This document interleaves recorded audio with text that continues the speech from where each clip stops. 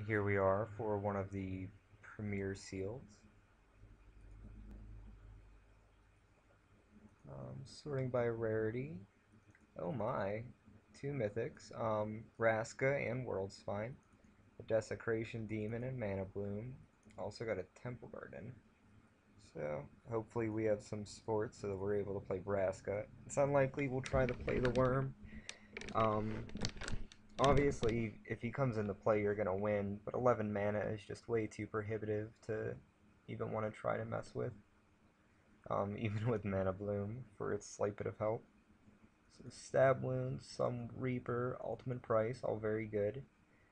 Under green, we have Giant Growth, Gate Creeper, Stonefair Crocodile, Decoy, and two Monitors. I guess that's fine. And we have a Slitherhead as our green-black. So I would like to probably splash white, because we do have things like Courser's Accord and we have a Temple Garden, which doesn't hurt. As well as a one Gilgate in Keller, at least. And a Key Rune to go with it. So under that we have Call to Conclave as well. Centaur Healers, solid. We get access to Avenging Arrow, Ice in the Sky, Slur of Songbirds, and Security Blockade are all valid. Concordia Pegasus, also playable. Common Bond, if we need a trick. Dryad Militant. Might even want a main deck Aerial Predation, but I doubt it. Then we have both of these, of course. So we're going to go ahead and take out the World Spine Worm. I think we only have to cut probably two more. The Shred Freaks would be black, which is quite awkward. Just for a 2-1, I don't think it's really worth it. And that puts us to 24 with our curve ending at 6. So I think that's probably quite fine, actually. So, hope it does well. 4, 4, and 6 is the recommended, which also seems just fine with a Gate Creeper, with the 2 Guild Gates, Lesnia Keyrune, and the Mana Bloom. We ended up making black the splash, but Desecration Demon and Nebraska both obviously need played. So we'll see how it goes. Could even go down to 3 planes, possibly, but I don't think that's necessary. I think we're fine as it is. Alrighty. Well, here we are for round 1. Probably just fine for a hand. With that amount of lands, we're almost certain to draw something else relatively quickly, and we also don't have to worry about our mana for the entire game, which is alone enough of a reason to keep the hand. Just lead out with the Guild Gate.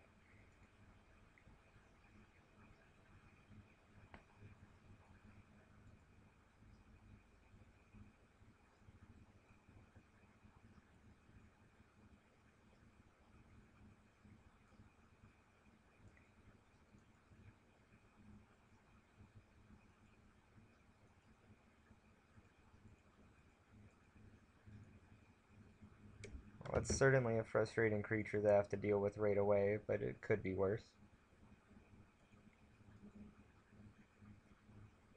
At least the security blockade starts giving us some options.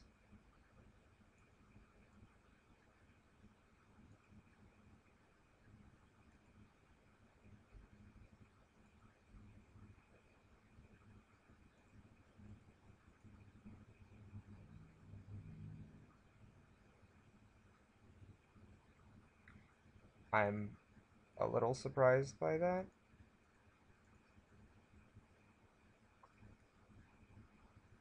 Maybe he just thought we were making a mistake.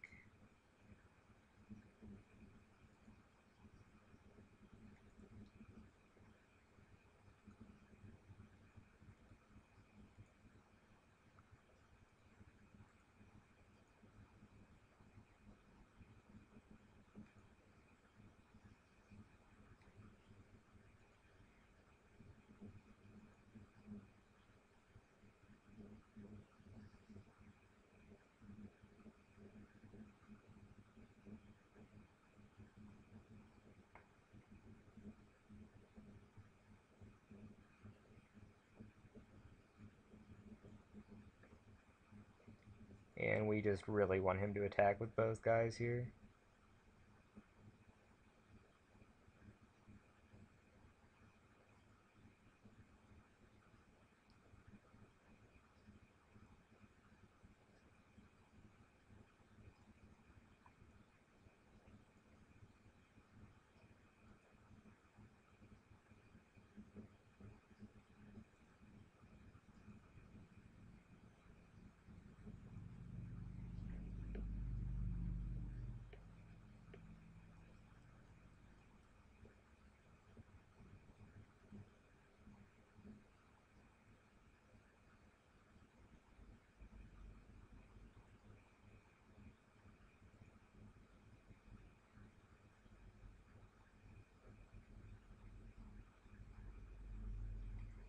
And there we go.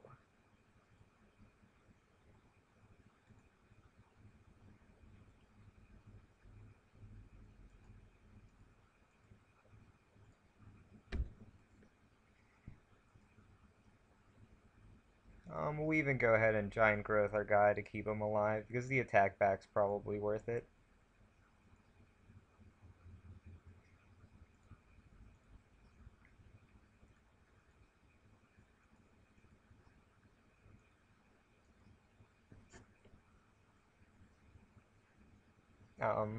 It's convenient he attacked with his guild mage.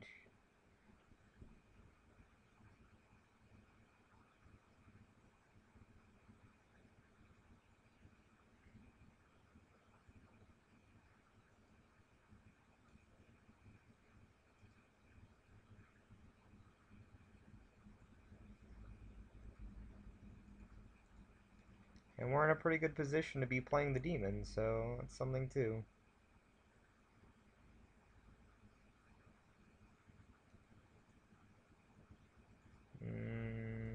Yeah, I think we just go ahead and pass. Let the demon do a bit of work first. And he's playing 4 colors. Interesting.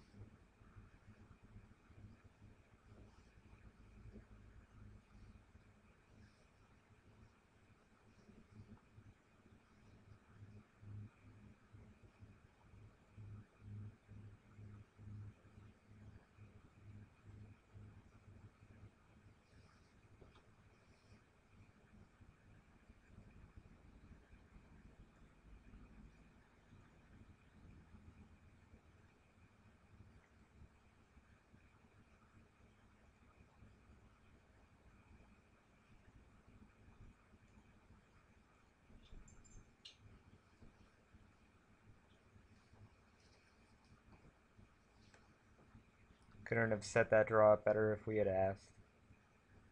Although that was that was poor of me. Just not paying attention to the giant spider there.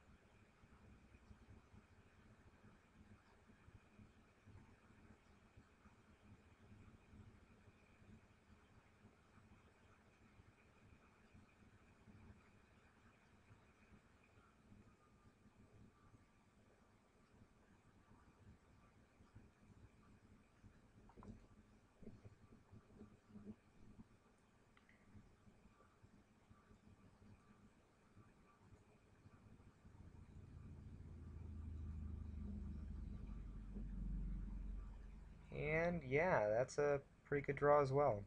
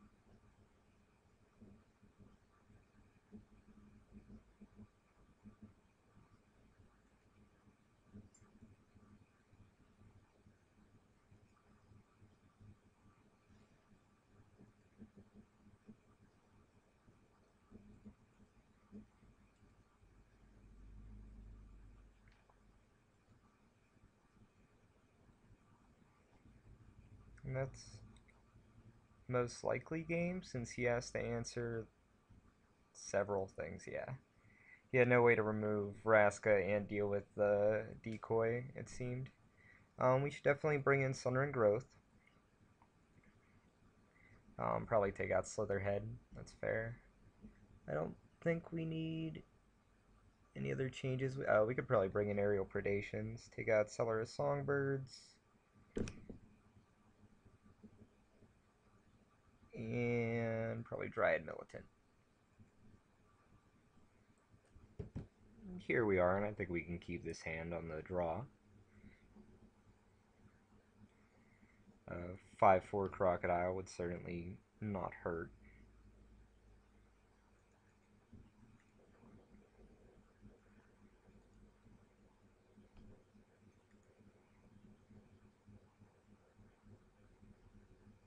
And again with the Guildmate right out of the gate.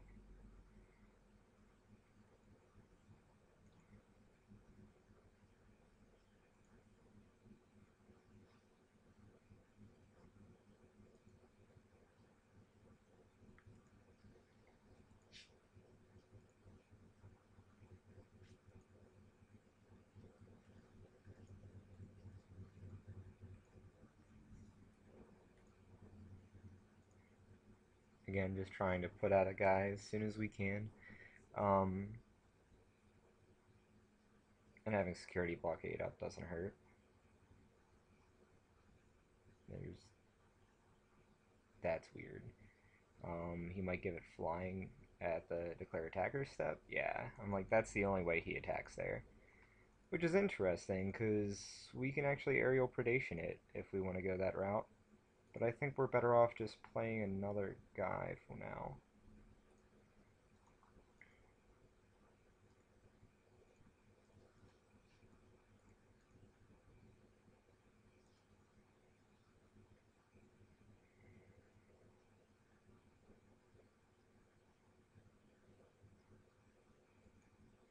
Oh my. Good thing we did an aerial predation it.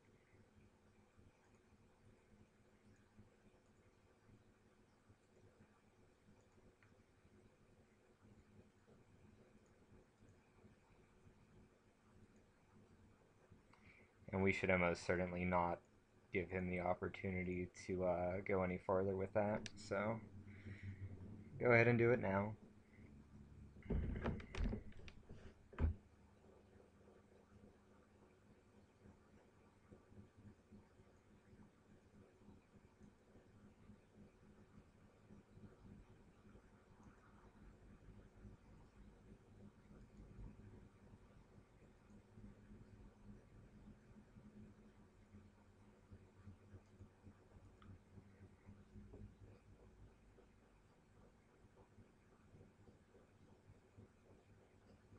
I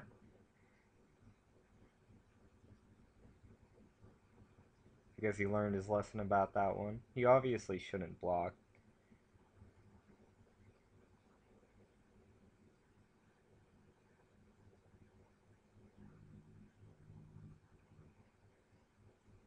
And I think we play the crocodile here so that we could populate the centaur as opposed to anything else.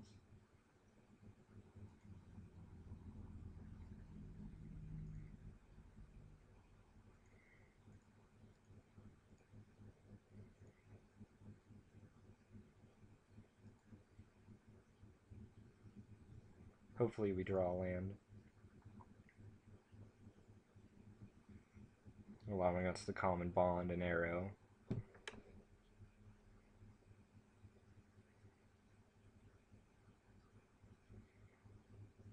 Possibly even just push for the win on our turn if he wouldn't block anything for some reason.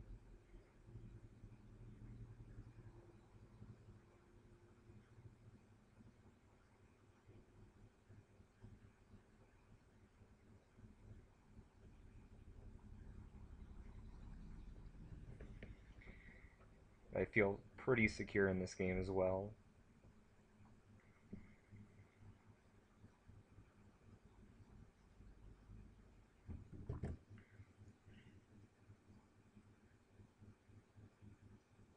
Yeah, of course, no attackers.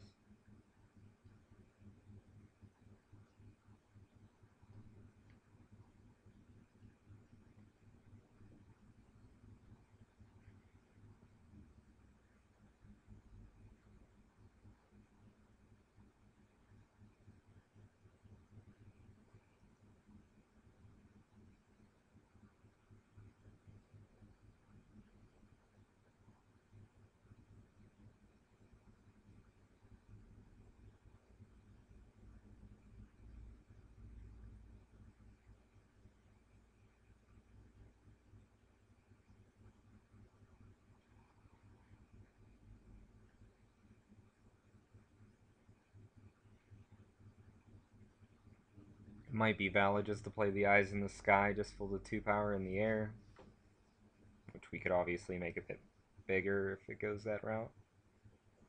Yeah, and I think we're just fine with that.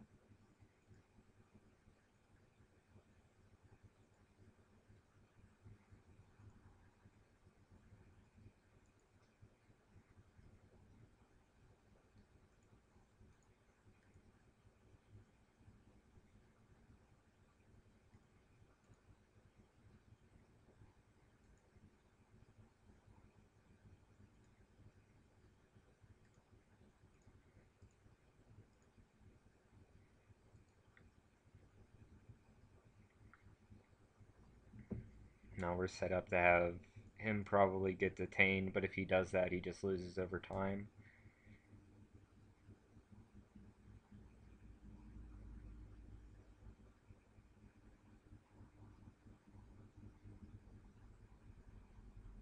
Yeah, impact's just as fine for us.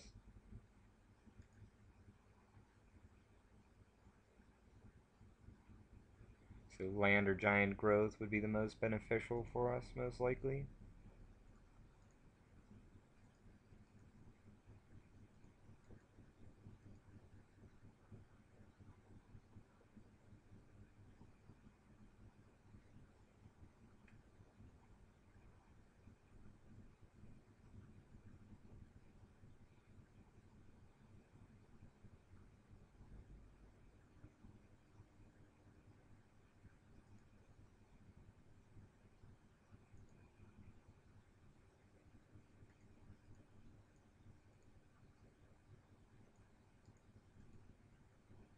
Here we have to just go ahead and make 2 flyers.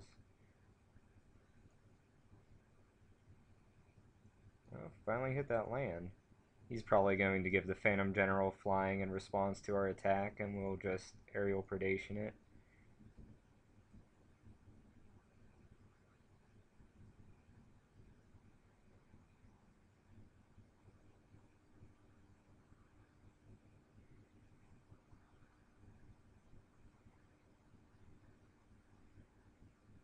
Wow, that was a pretty awkward call on his part. I mean, I guess it does let him continue the block with the knight, but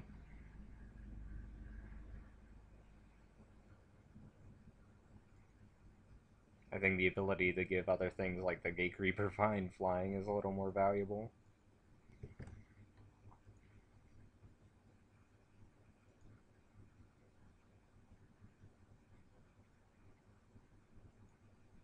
Yeah, and Sundering Growth seems just fine here too.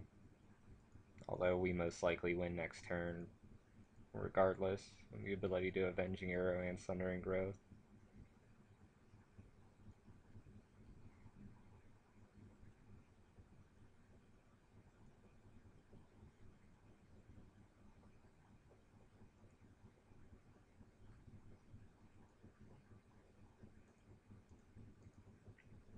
We have to do it now just so we can populate our bird.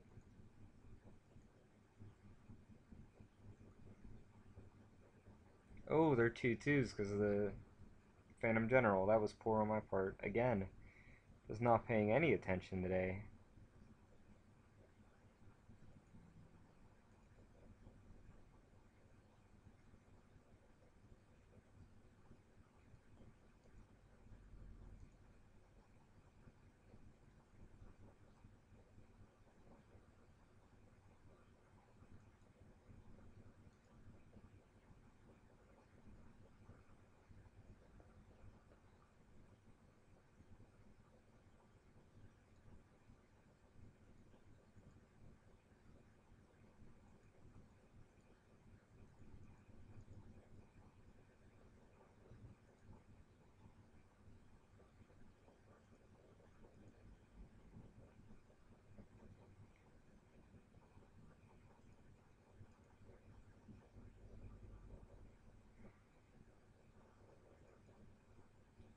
him gaining life here is awkward as well.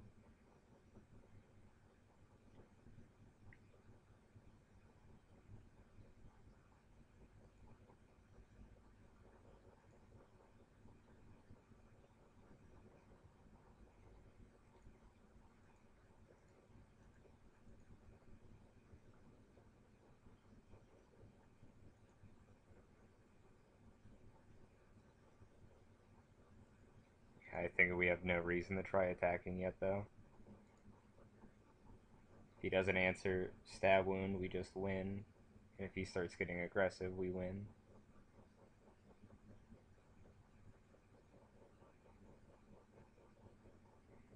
One option is trying to bait out a block from the spider so we can avenging arrow, but that'll most likely just lead to losses for us that aren't necessary.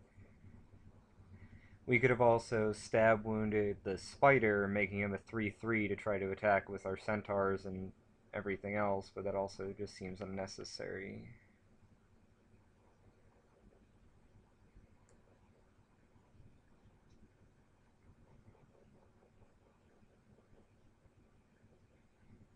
Here I think we could absorb all 7 damage. 7, 8, 9, 10, 11, 12, 13. We shouldn't, because he could have Chorus of Might and Giant Growth out of his 2 cards to win. So the Concordia Pegasus is most likely going to block. And I'll probably throw the Knight in front of the Arcweaver.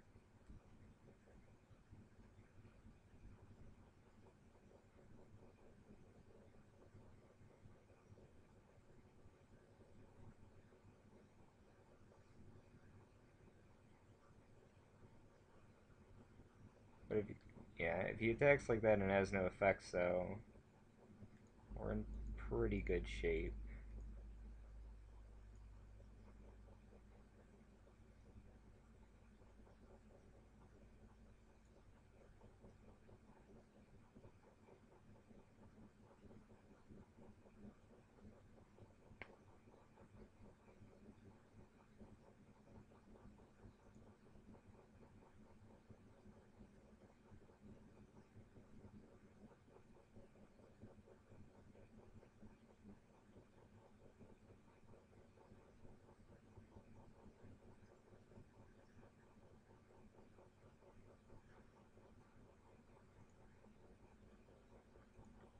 Yeah, we get a much better target for that spell than he did.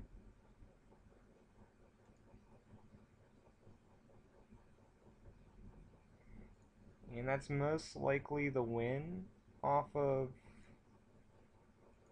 that guy.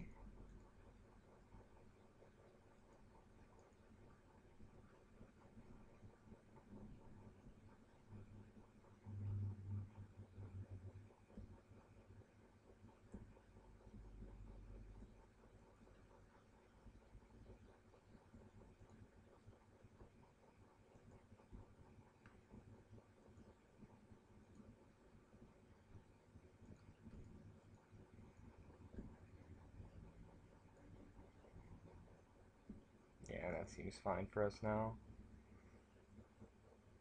Just have to get 1 damage through with 3 more guys that can attack than he has blockers. And yeah, win round 1. Hopefully it'll be a long streak like that. And here we are in round 2. With a pretty respectable hand.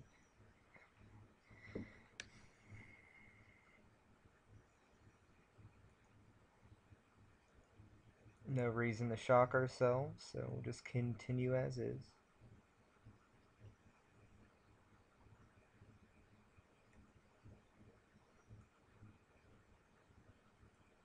Hopefully he stays relatively docile until we can get out Vraska.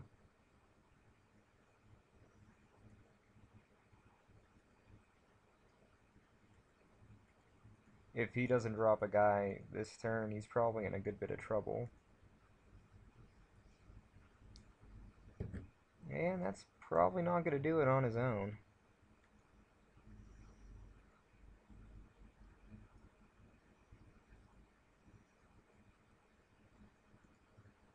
And we're probably best off actually killing the Guardian.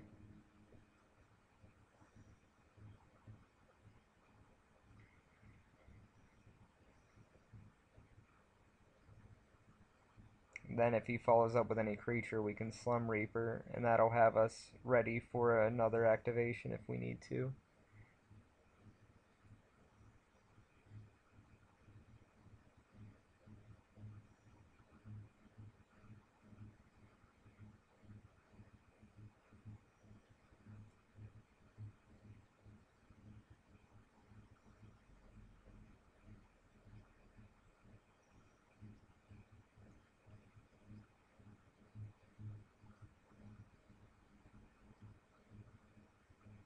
That'll hopefully be worthwhile for us soon.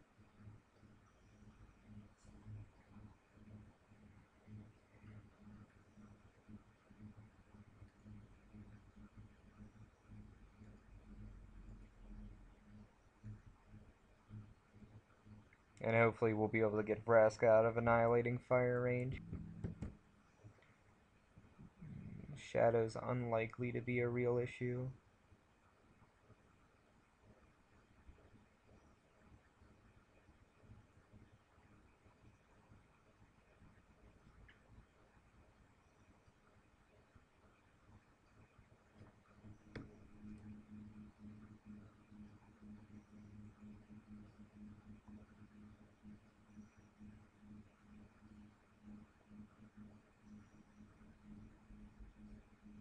We don't want him playing a land here.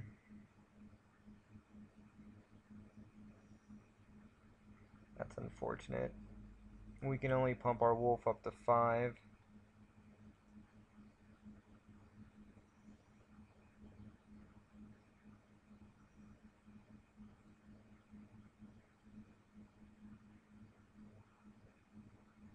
We're just fine with him attacking us, though.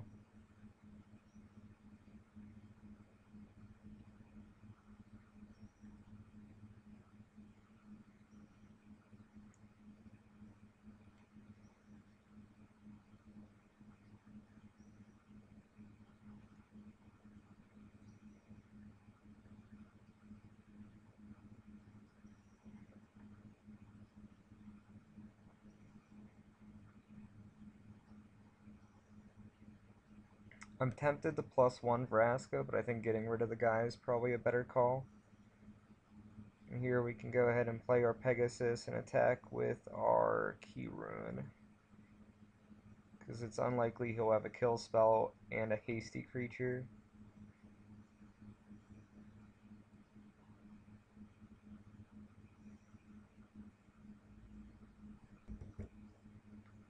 Stab wound's frustrating, but it's loss of life, not damage.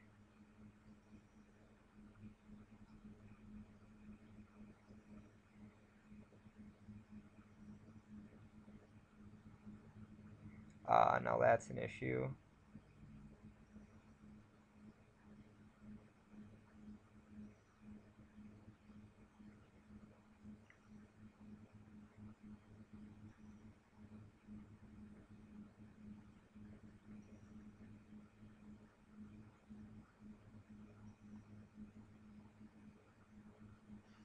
Well, she will have killed 1, 2, 3, 4.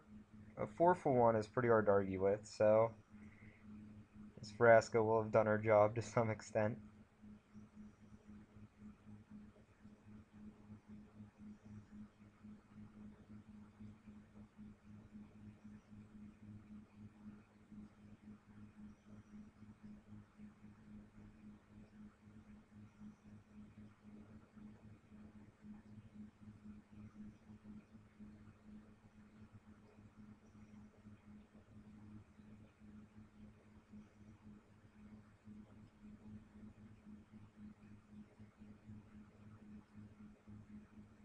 Yeah, and he kind of needs to do that at this point.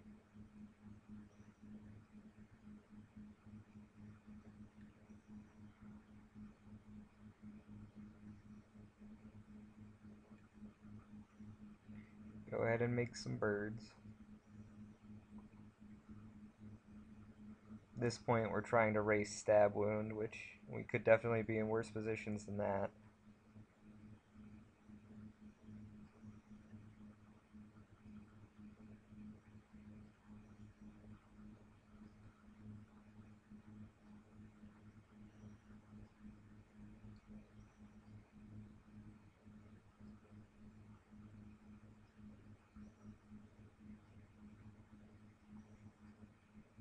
Annihilating Fire on our key is still a possibility, which would actually be awesome, because we could just Common Bond. Um, but otherwise, we're probably just going to Common Bond the birds, since it's unlikely he's going to have a way to deal with flyers with that color arrangement. And that's a good enough bait for us that we can just go ahead and pump the wolf twice to keep it alive. I'm unsure why he didn't pay more. He might have a ultimate price in hand. It's the only thing I can think of.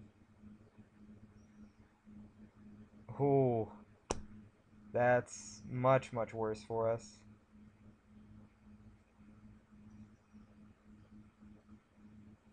Now hopefully we draw a swamp, although the clock on us is now gone as well.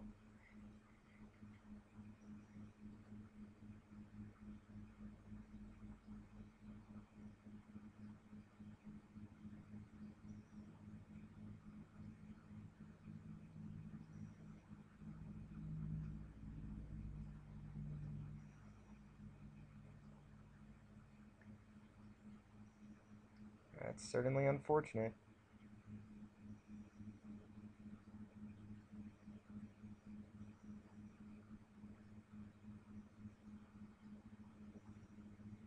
We can't really afford to take the first hit because it would put us in explosive impact range.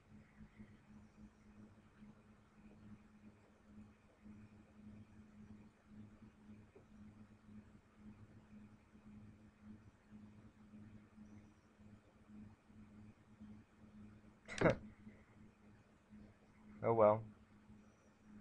Not much you can do. There was no way to know that's what we were going to draw. I still think staying out of the 5 life range is the correct call.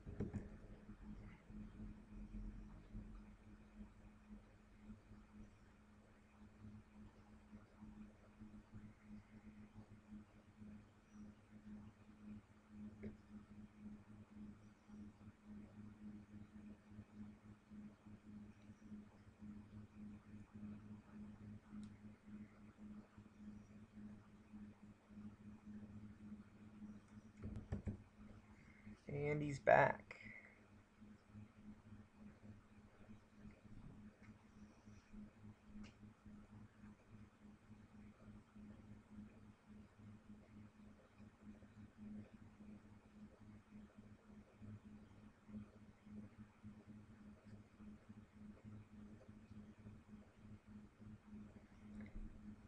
He can put our guy. We can put his guy up to a 7-6. Or you could just Trader's Instinct and win that way. Awful. I guess that'd do it either way. Never hitting that second swamp was unfortunate.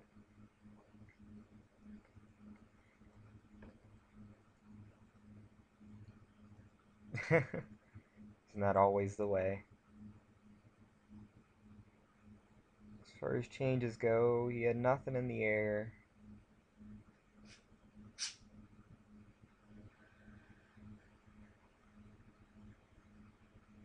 We could bring in Mind Rot. It might not hurt. He had a lot of high quality cards. Probably take out Slitherhead again. I guess we gotta keep that on the play.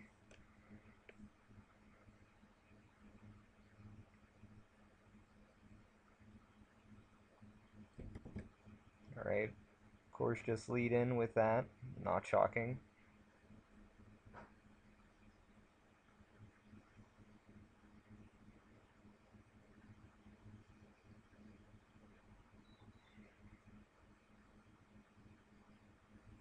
Here I think we have to search out a black source.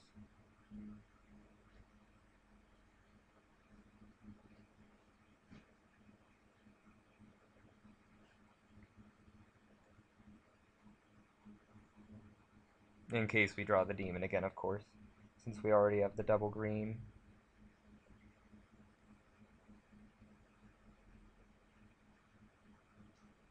I think we're fine to just mine rot here. Even if we just hit lands, it's still generating some card advantage for us.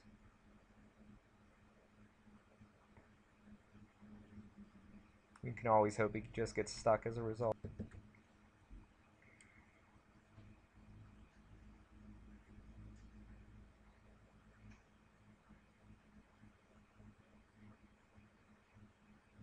He has this Shambler again, so it's almost certainly going to have to be killed directly.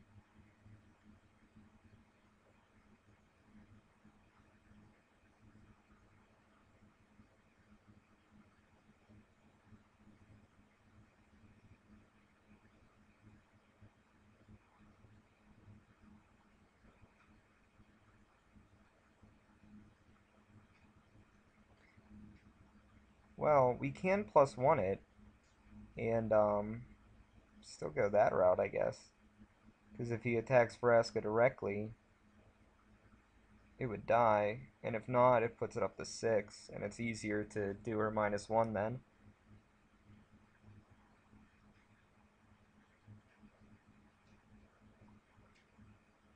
I think it's probably best if we just go ahead and get rid of the issue.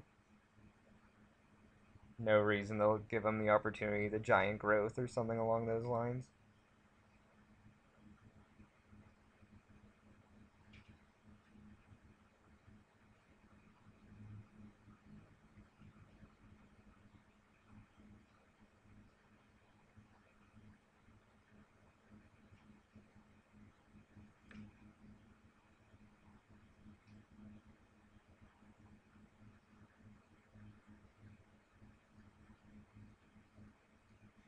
Well, we have to block. We can also just throw the eyes in the sky in front of him.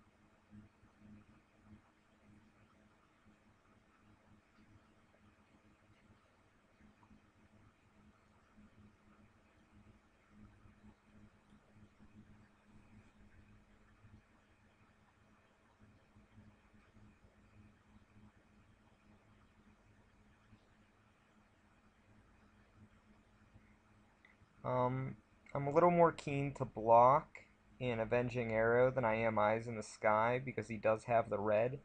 I don't want him to fall to Electricity.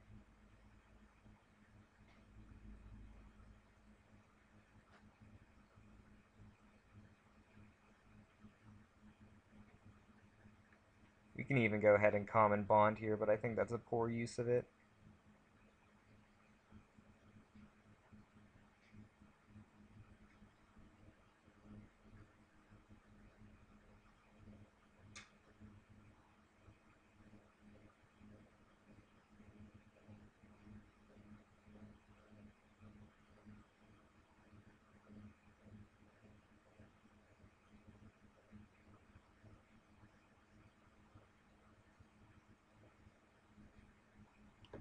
I'm a bit confused as to why he didn't Tenement Crasher first.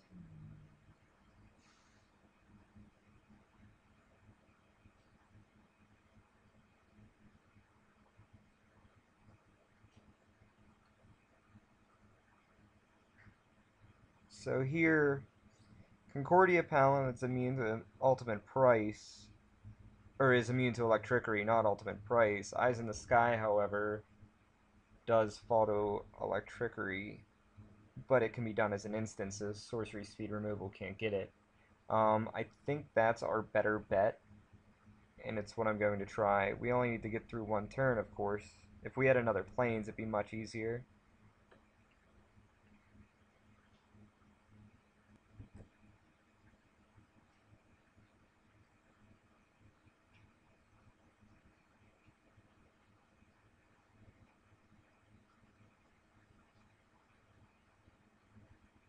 And now we're just hoping he doesn't have the removal.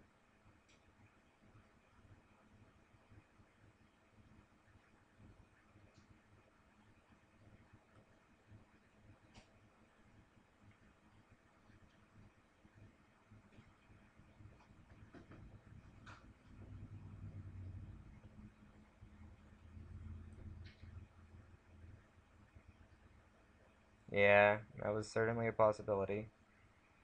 Oh well, hopefully we draw our land and we can play our coursers at least.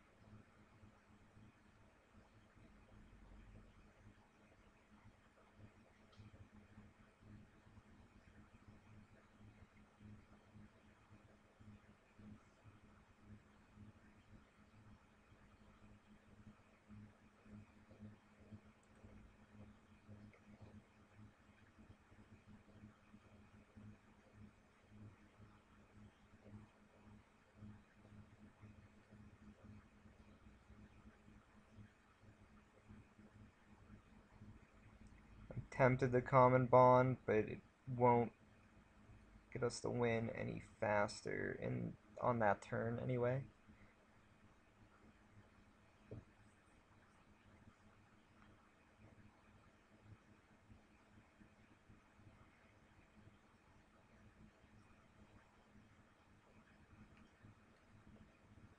At least make him invest 2 kill spells for it.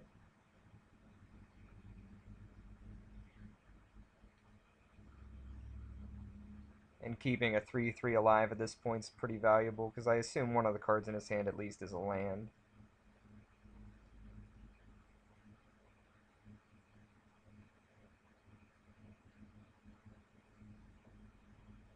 Yeah, I'm fine for a giant growth to be wasted in that manner. And that's probably the win.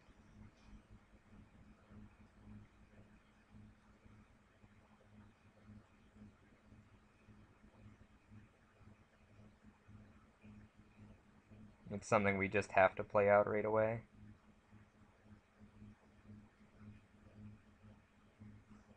I don't think there's anything else we have to change.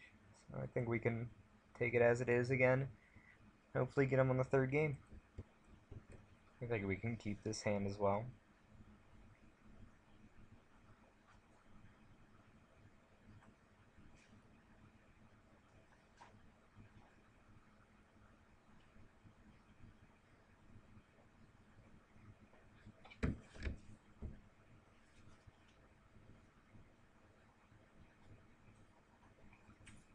That's kind of unfortunate for an early draw.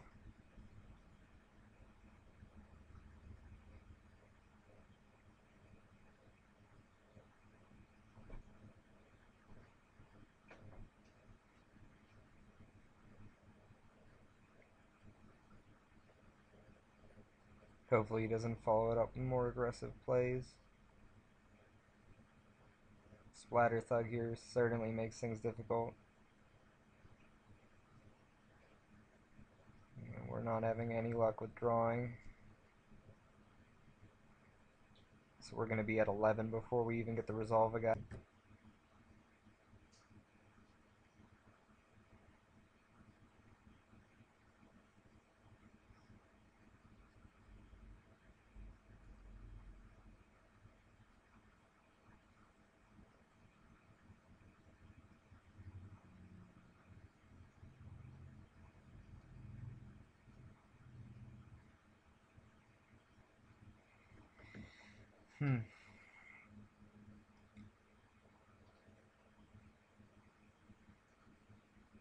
Well, here we can hopefully trade with the Chain Walker. And then Slum Reaper away either the Splatter Thug or the Sewer Shambler. But we're still in bad shape. I don't know how you slice that one. And that's assuming he has no removal at all.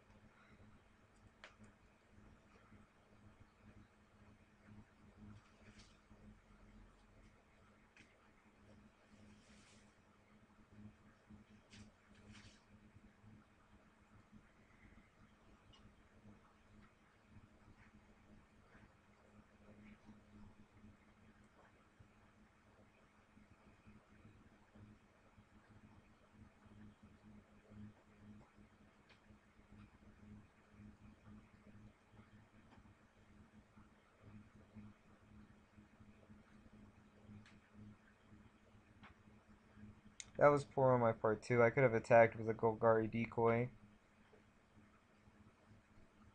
It'll probably net the same guy's dead, but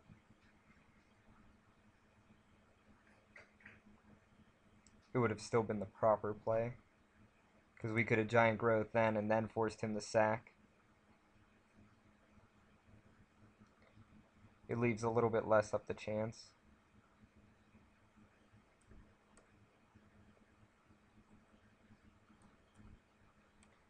I think the only way we're going to stabilize at this point, though, is if we get a Vraska or something along those lines. Some answer for the Sewer Shambler. But even then, we're very close to dead.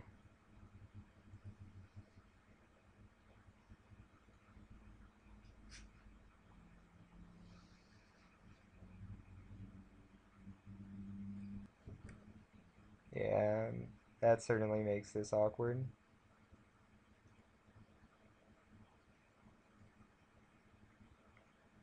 Only you would have chosen the wrong mode.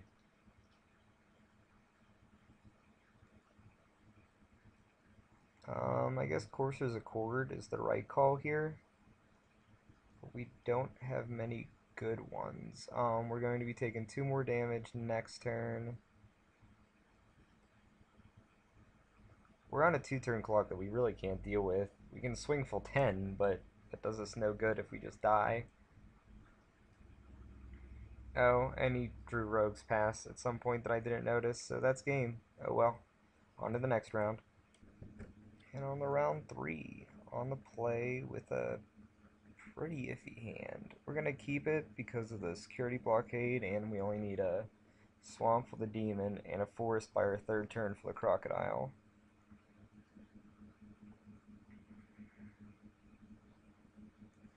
So it's unlikely, unless we draw no lands at all, that we'll have no play, but I think mulliganing would put us in a worse position.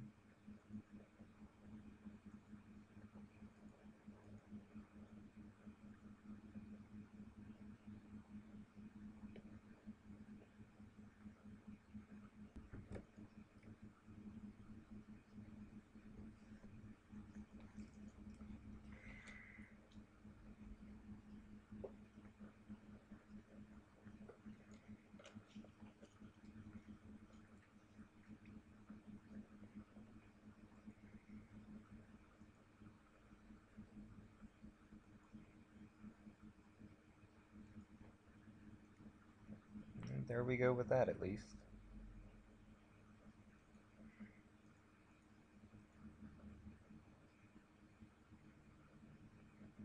Putting that out first because the 2/2 knight matters less than our 3/2 crocodile would. If we stabilize and clear out most stuff, we'd be able to start gaining life with him after we common bond. Hopefully we'll draw a forest and be able to just put out our 3/3 to deal with the roustabout.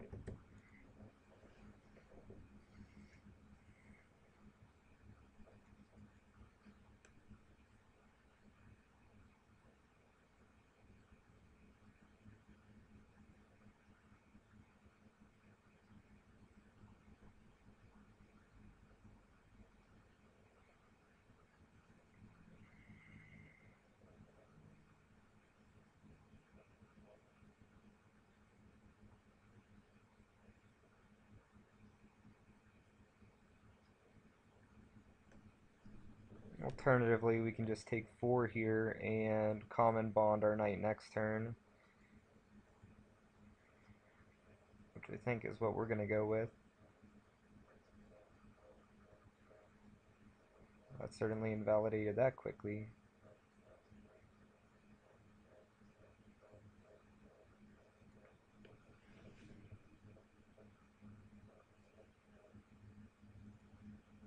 And I missed attacking. It's too easy to click through. And that was the main advantage of going that route.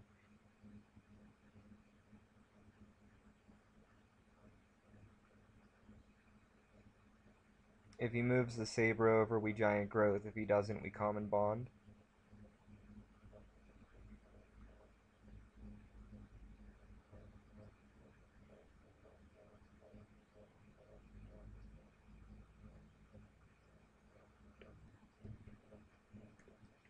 And there's that ultimate price. Yeah, not much we can do there.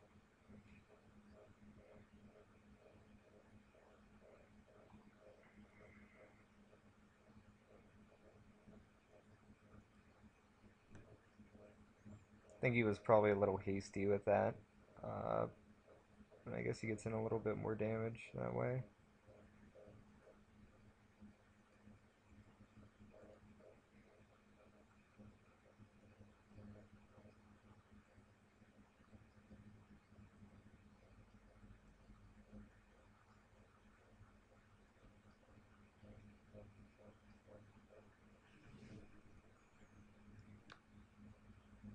I chose the forest so that we can hopefully giant growth as well here with our block.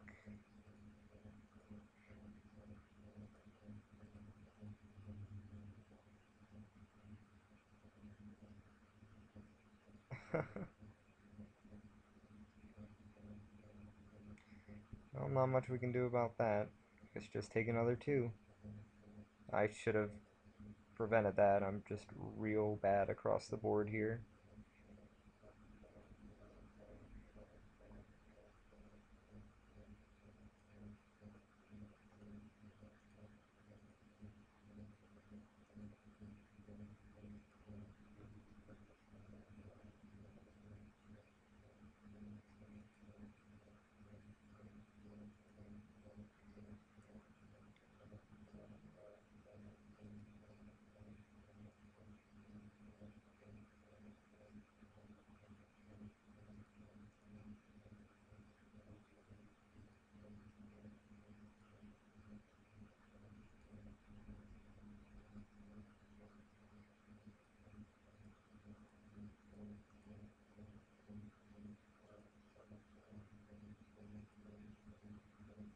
Hopefully we draw a swamp in a somewhat timely manner.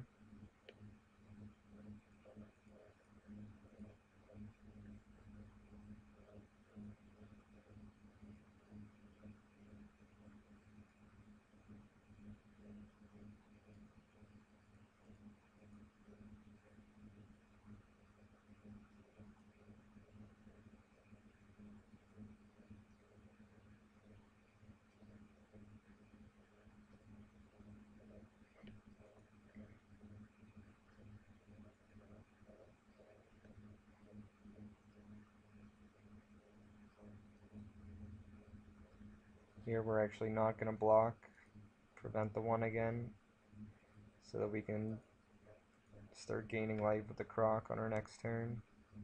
Provided he does in Giant Growth and win, having a second one this game.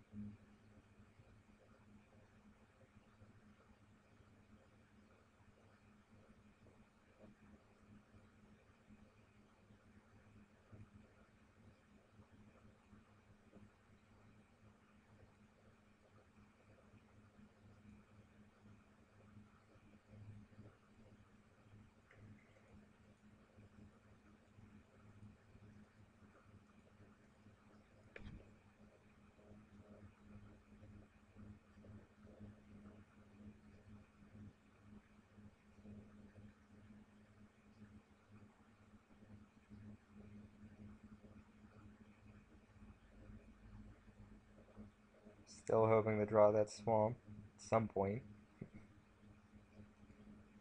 We're most likely going to go ahead and take the damage again too.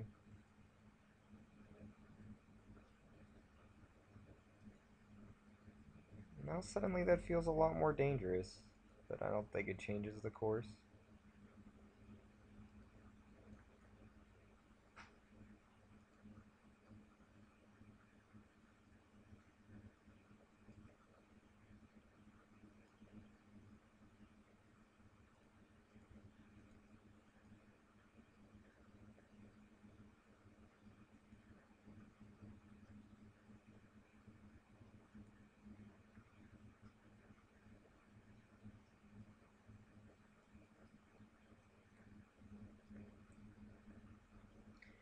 The Guild Mage makes it a lot more awkward, but he still only has one red.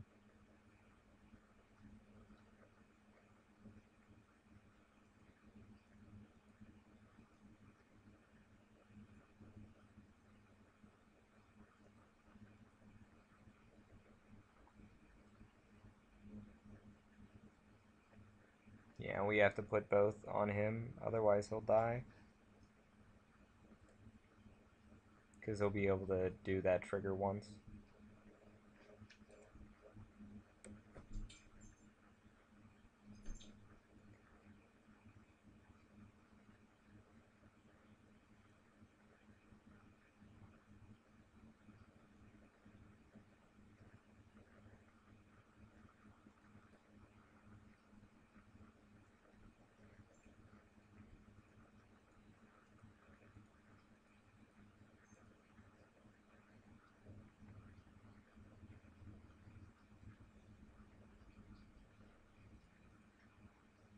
Something we have to do here just to get rid of those two.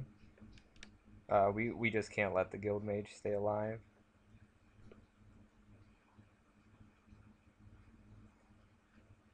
And if he has removal for that centaur, we end up losing quickly anyway.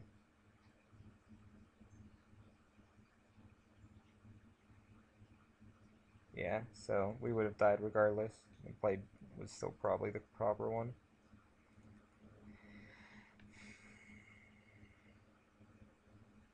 Now we can bring in Mind Rot over Slitherhead. I don't think there's any other change that needs to be done. We're going to get to be on the play. We can keep this hand because of Mana Bloom, I feel.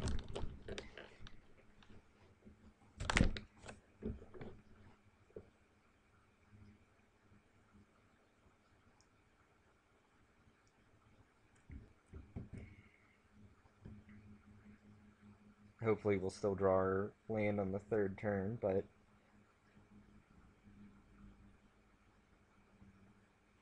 yeah, I think we have to go ahead and play the Guildgate.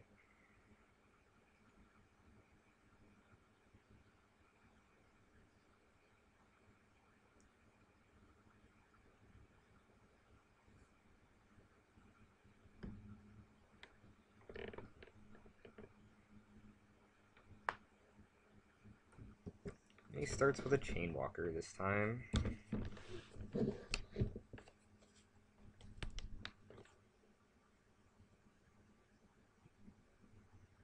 Which is a bit less of an issue for us now than it was. And of course, Unleashing it's his best course of action, so.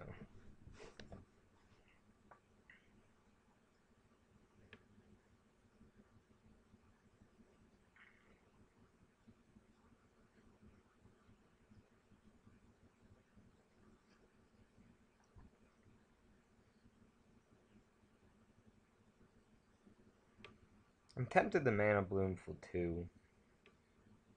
Just in case we don't draw the land. Taking 3 damage isn't that big of a deal.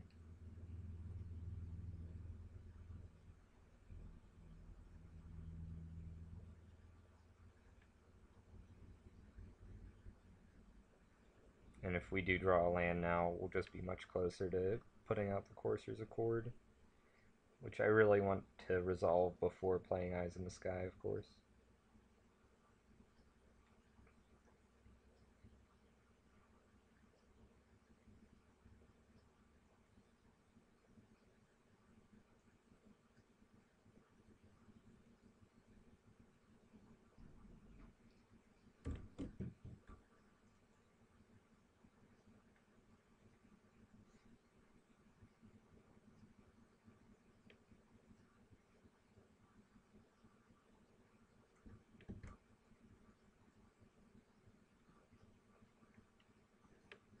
Centaur Healer is probably fair to drop here, as is the Monitor.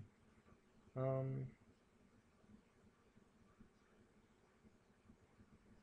yeah, I think we'll go ahead and drop the Healer, because it can stop the Roustabout and trade with the Chainwalker if we really needed to.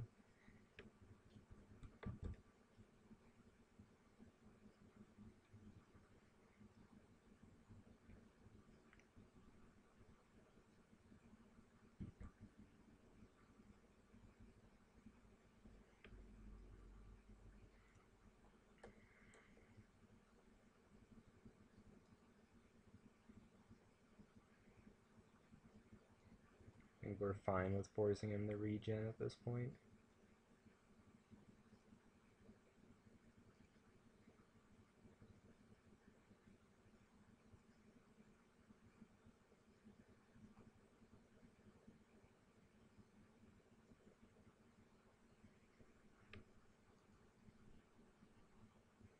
Still really would like to draw a land, of course.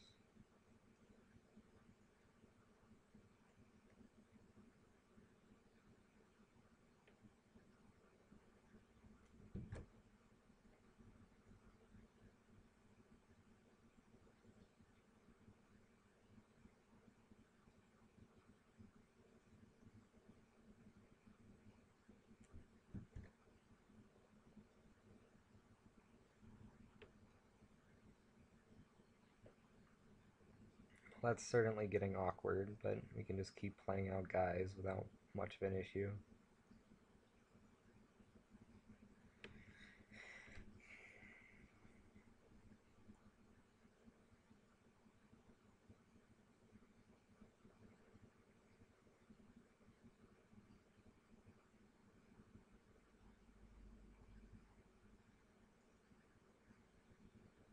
Yeah, Shred Freak does nothing to advance his position either. Land helps ours. We can also go ahead and attack with that guy without much of an issue.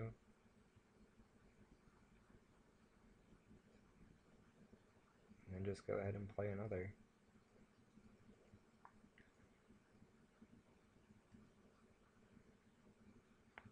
Probably should have attacked with the bird too, but at least it can trade with the Shred Freak, if nothing else. Ah, oh, that's awful.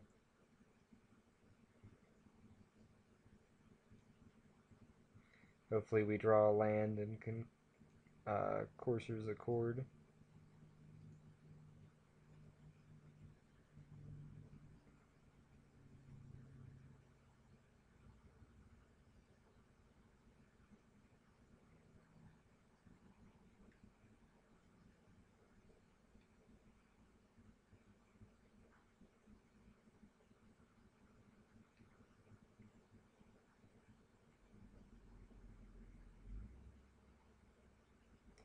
Tap that in properly. I should have done it Forest and Swamp so that I could Common Bond.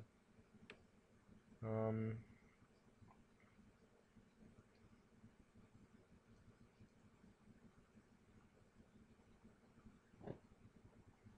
what do I have to do? I certainly don't think we're out of this game yet.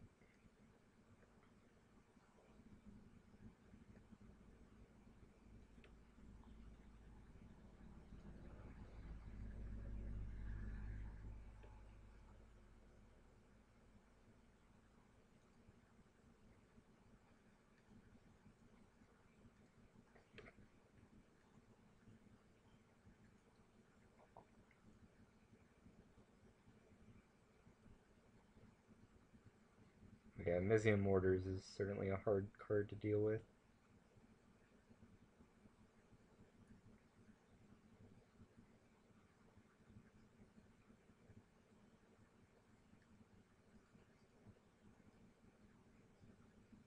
He can't block anyway, and regenerating's no issue for him at this point.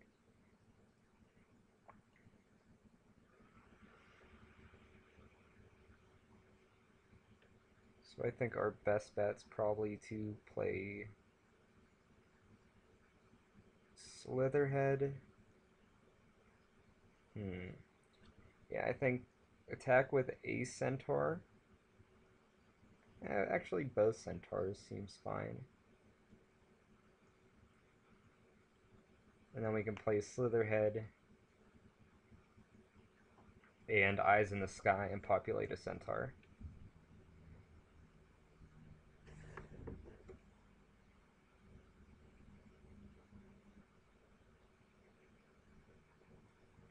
Which is probably still our play.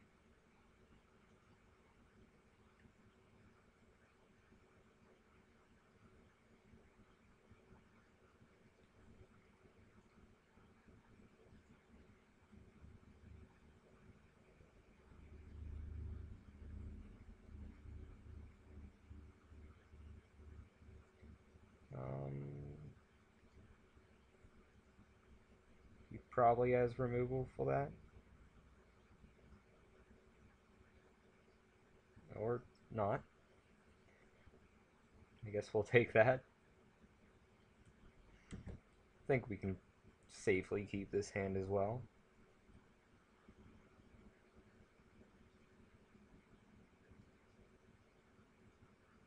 And that certainly makes it a bit better. The Pegasus is solid against a lot of his guys. Obviously still falls to the Chain Walker, but we have Stab Wound for that.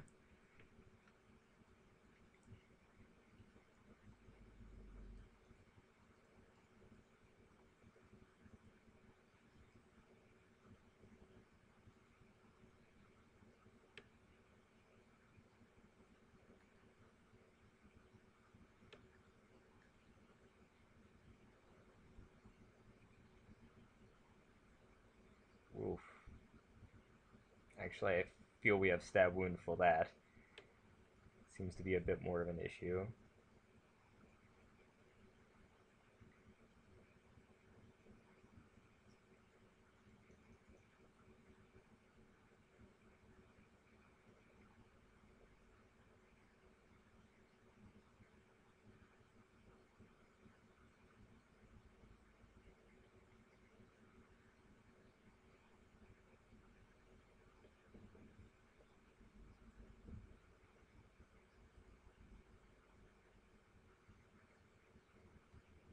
Find that odd. He probably has a giant growth. Yeah.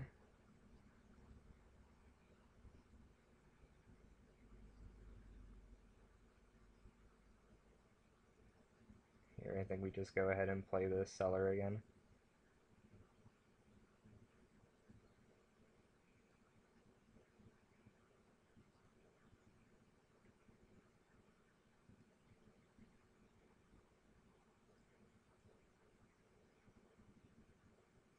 Hopefully he doesn't have many exciting things left.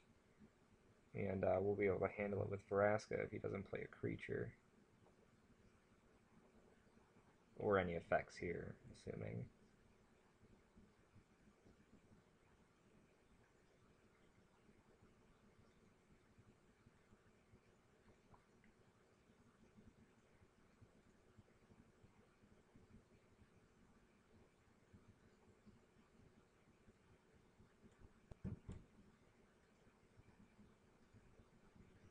I have to get rid of his guy. Oof. Well, that forces us to block next turn, but that alone isn't quite enough to risk Vraska, so...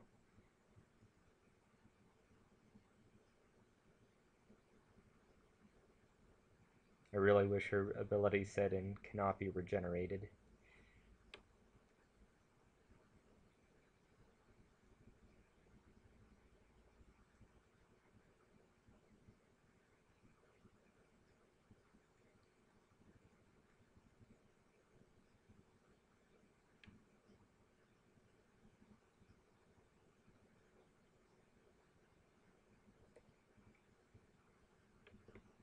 This does put us in an okay position. He now has to attack with both in order to be able to kill her, and if he does, he'll lose both. So, I think we're okay with that if that occurs.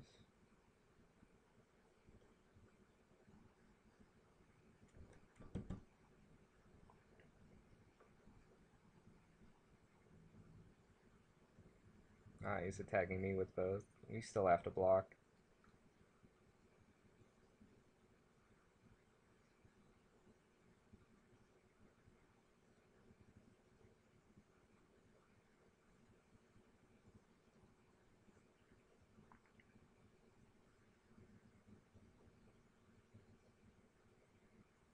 I guess we can make our Slitherhead a little bit bigger.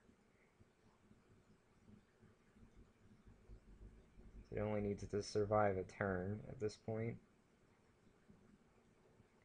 Provided he keeps attacking us. I think it's still in our best interest to +1 Vraska.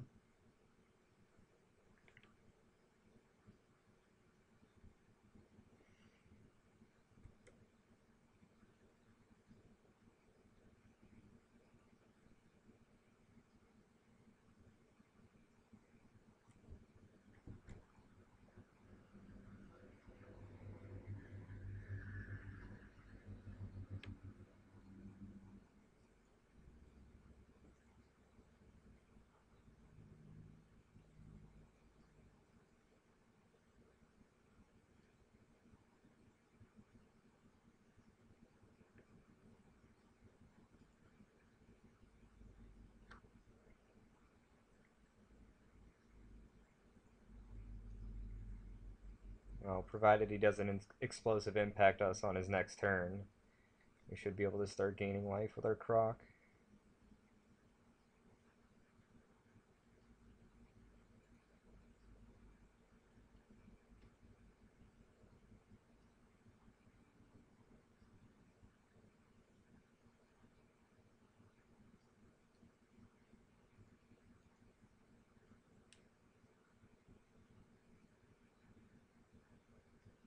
We're still kind of forced to attack here, because we do need to gain the life, just to get out of that short range.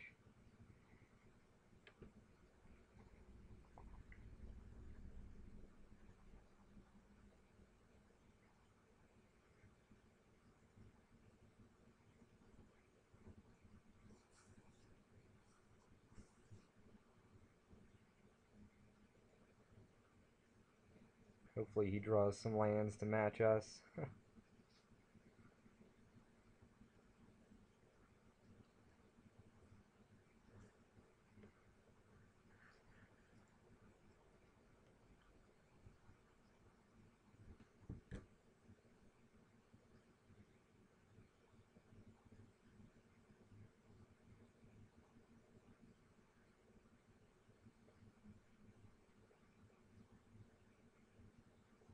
Here it's still probably the right call to just attack with our knight and leave the Slitherhead back.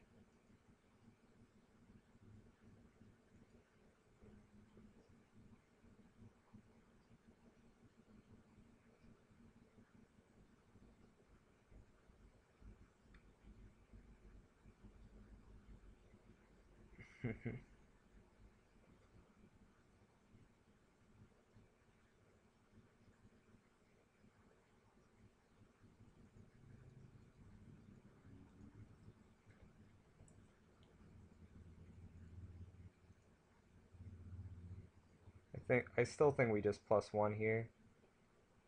Um, there's no real threat from that. If he attacks Vraska, it dies full 2 instead of 3. If he attacks us, he only deals 1, and we get to kill him next turn.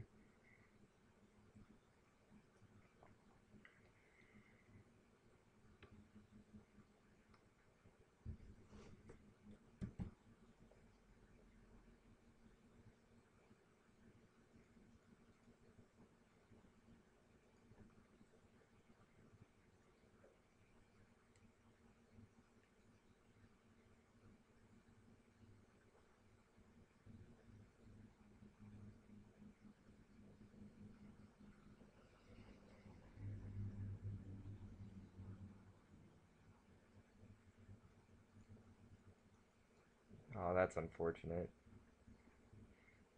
But he can't make it fly, so it's not as bad as I thought it was.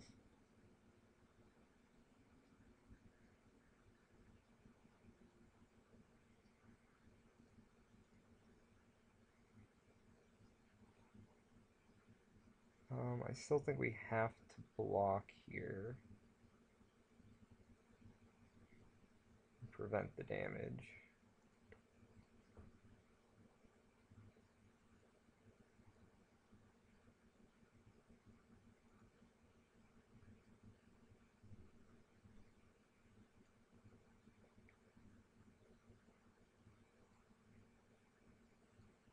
So I think barring any effects, we probably win this.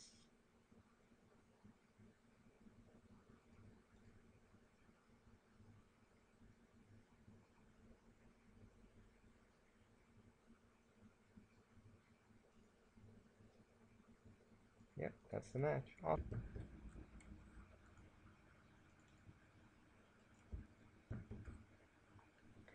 I think we're fair to keep this hand.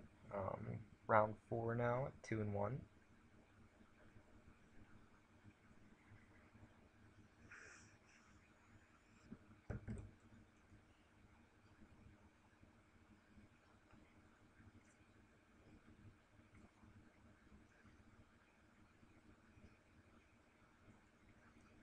Here it's looking like we can Mana Bloom next turn, and then go straight to the monitor, or we can play our Key Ruin. Depends on what we draw, of course.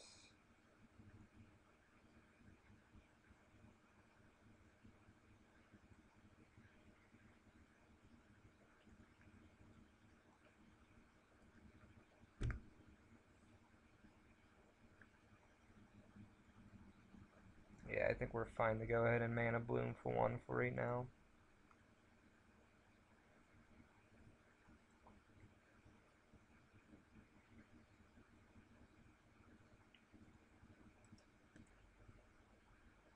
And that's a huge issue right away.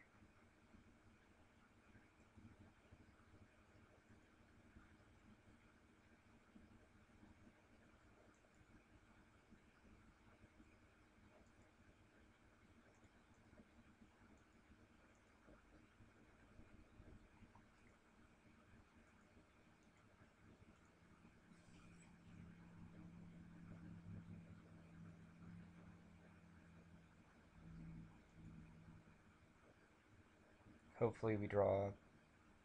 He attacks, we get the giant growth him, and we draw stab wound. I mean, that's a lot of things that need to go right here for us to deal with Pack Rat right now.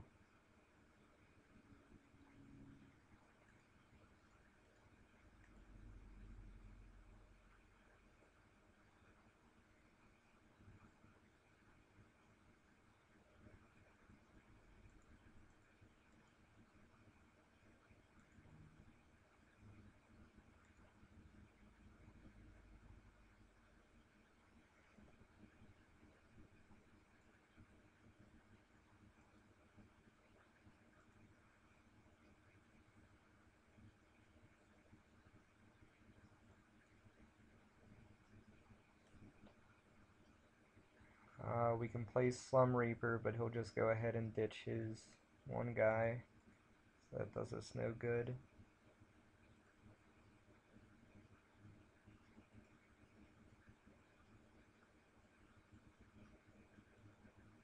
So we're going to have to set it up the same way, so we'll sack that.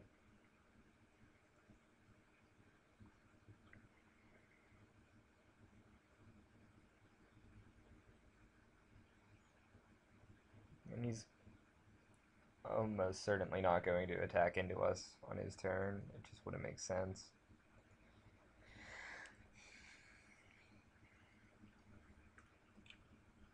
I almost feel like Mind Rot might be one of the best things we could have right now, but it's of course not main deck.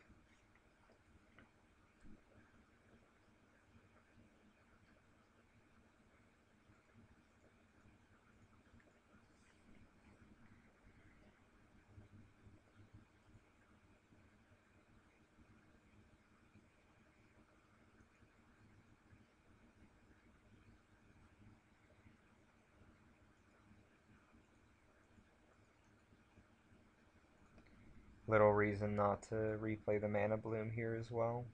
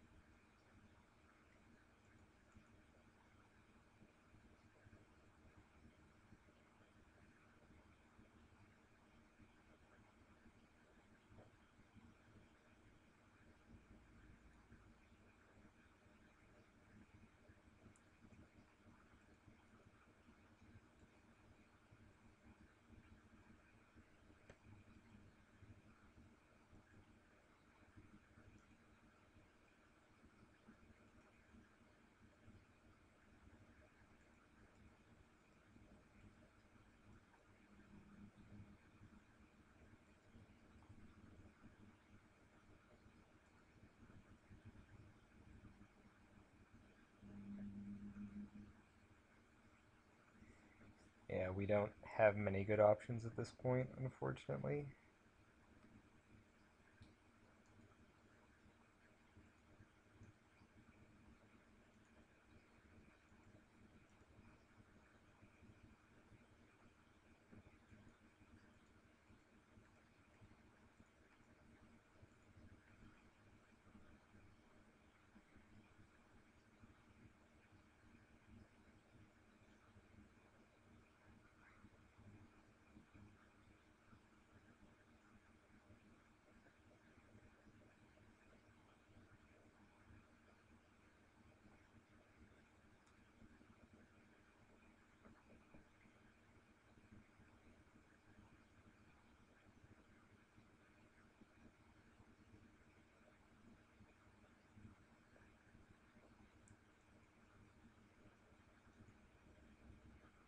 Oh, well, that made that as bad as it could be, I guess.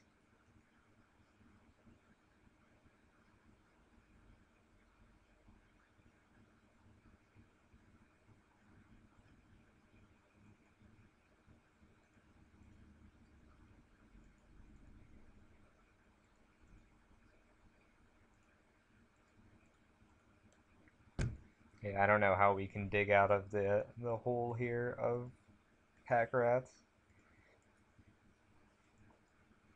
We don't have anything like Street Spasm to deal with it. The card's just so powerful.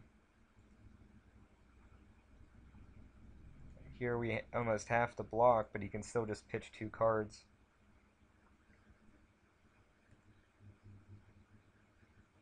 Speaking of Street Spasm. Yeah.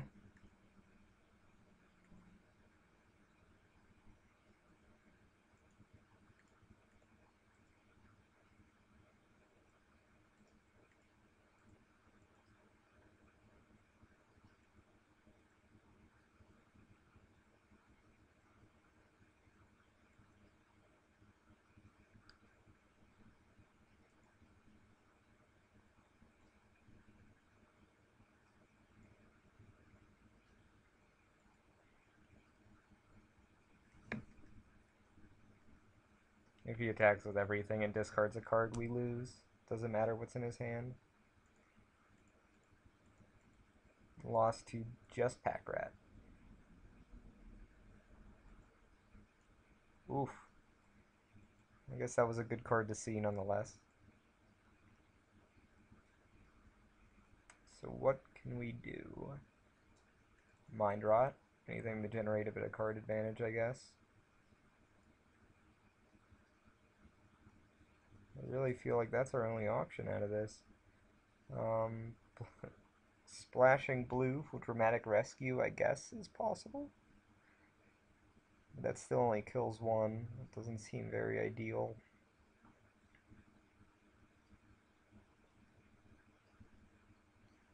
Guess the other option is just killing him before he gets it.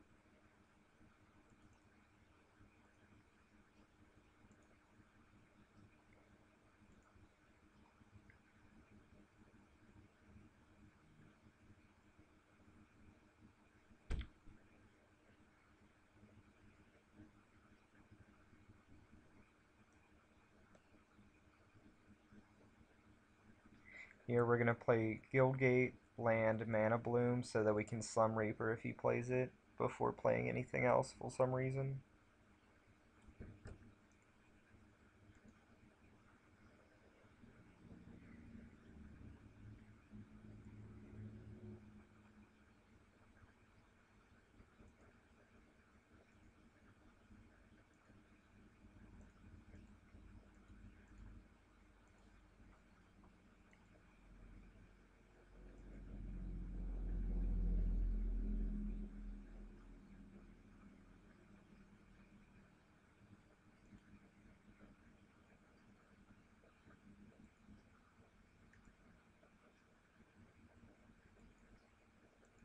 I guess it would be nice if we drew another Swamp.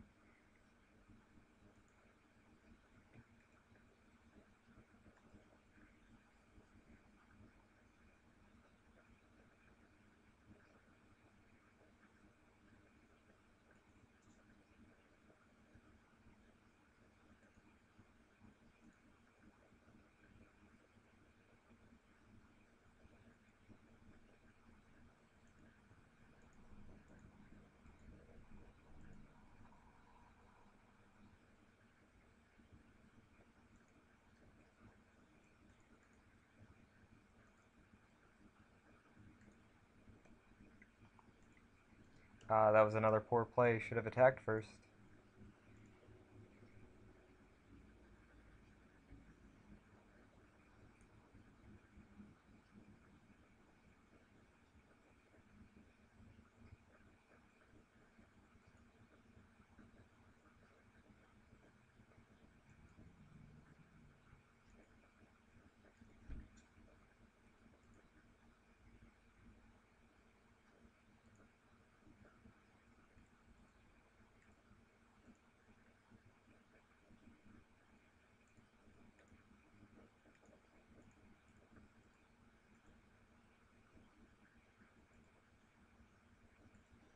Seems just fine for us. Probably should have put both on the Slum Reaper just so he can overpower the Herald, but you can always ultimate price it if it goes that route.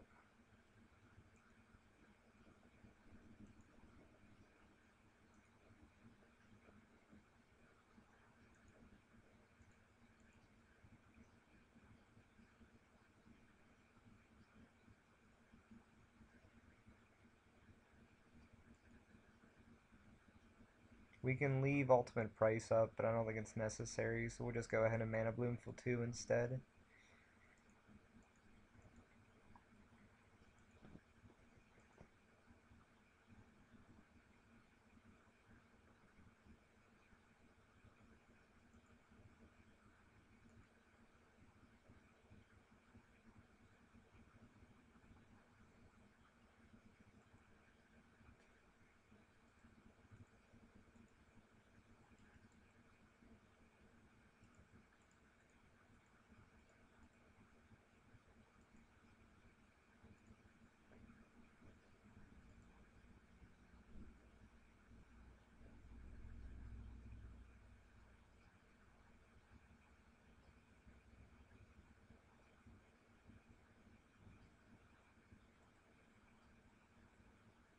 Guess that works.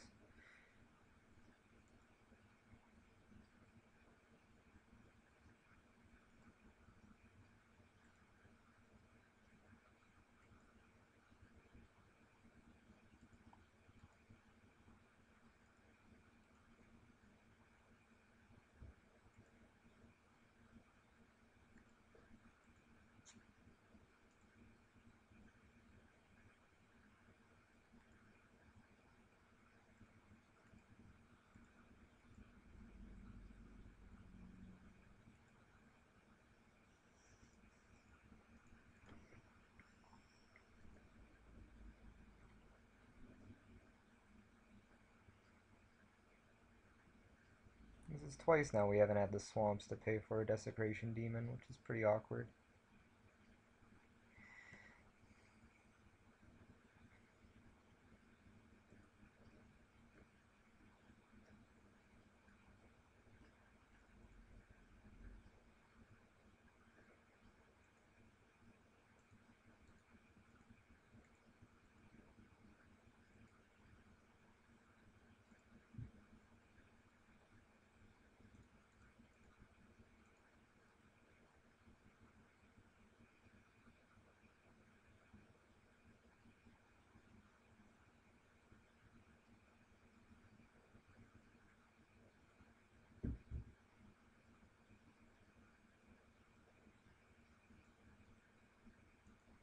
Which was to be expected, but if we draw a land, that's not really an issue.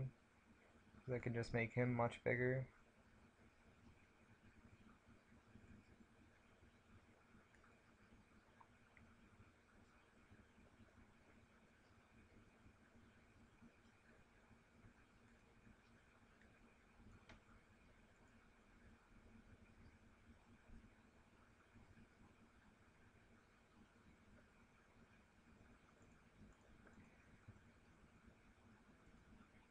I think we're better off playing the Courser's Accord than trying to go the other route, but I guess we should attack first either way.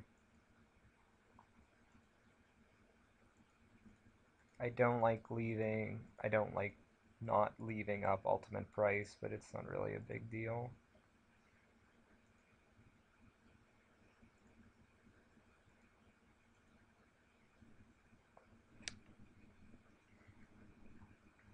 Yeah, there we go, and we didn't even have to show the demon.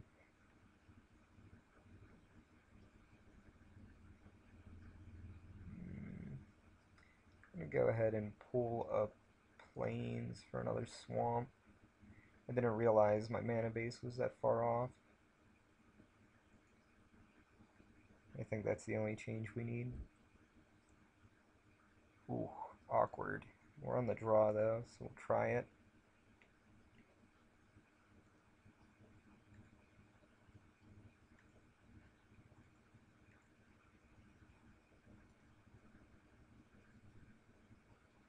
Hopefully we'll draw a swamp relatively early.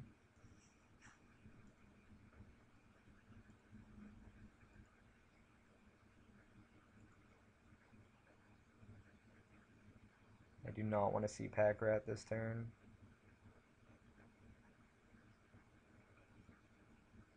Oh, that's totally fine though.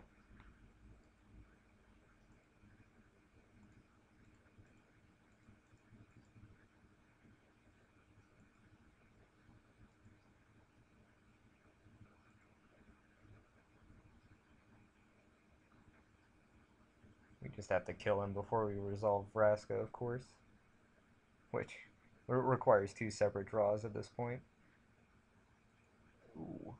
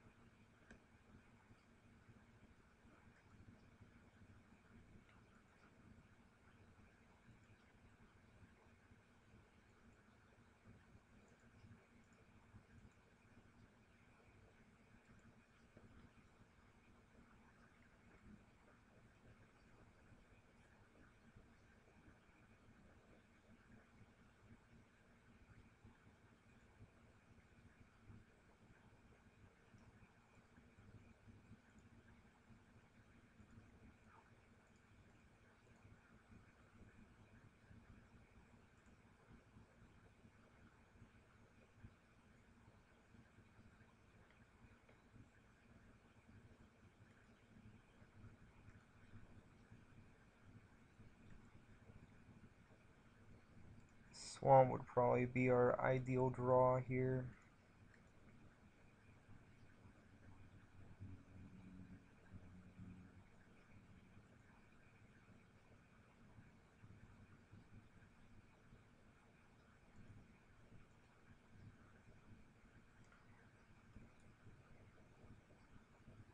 Seemed like he was a little hasty to regen that, but either way, it's not really an issue.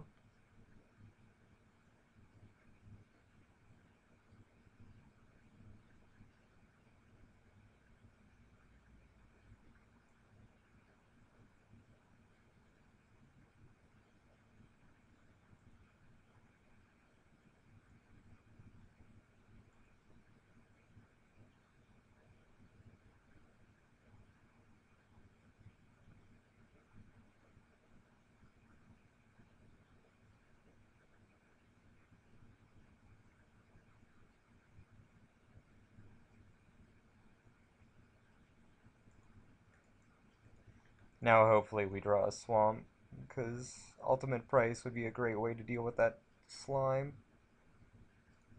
That'll do just as well.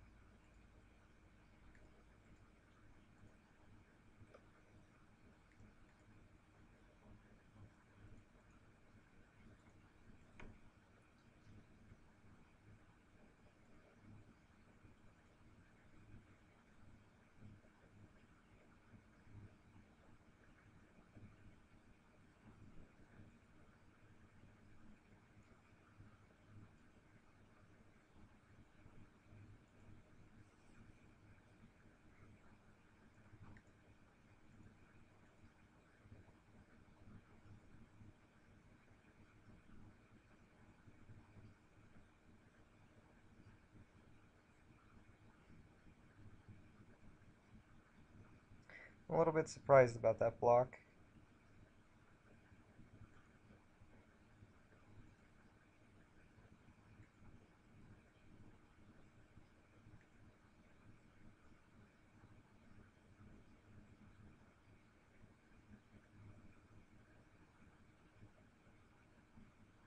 If he just regenerates, I think we're fine with that. As long as the guild mage doesn't stay alive. Not that I think we can affect it anyway. Yeah, that happens. Well, that tells us we should leave up Eyes in the Sky as opposed to the other guy.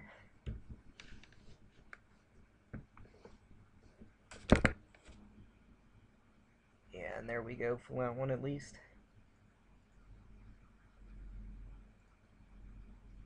Oh, but he could actually make it a 1-1. He can make it smaller than that, actually. I'm just bad at counting. How unfortunate.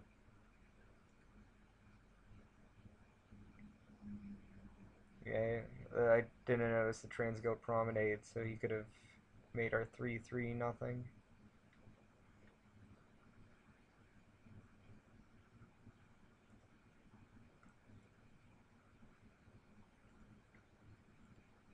There's a lot of cards I'd really like to draw.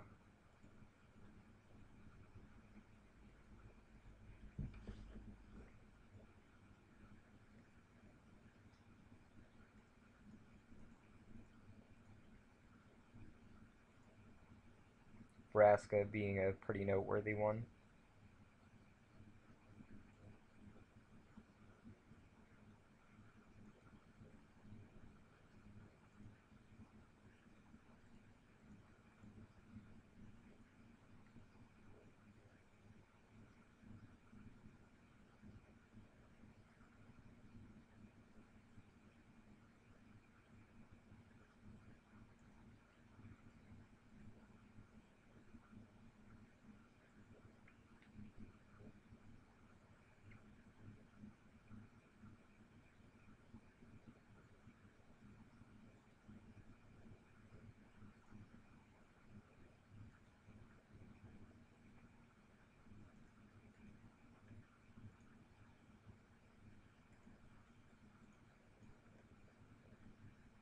Just have to get one of our 3-3s through here. So unless he blocks with everyone.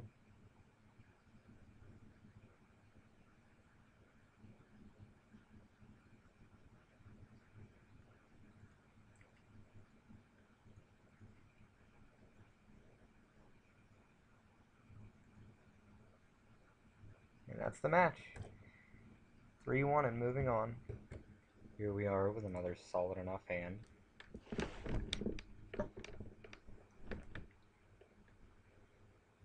And for a change of pace, actually have all of our color requirements. And draw right into our demon, too.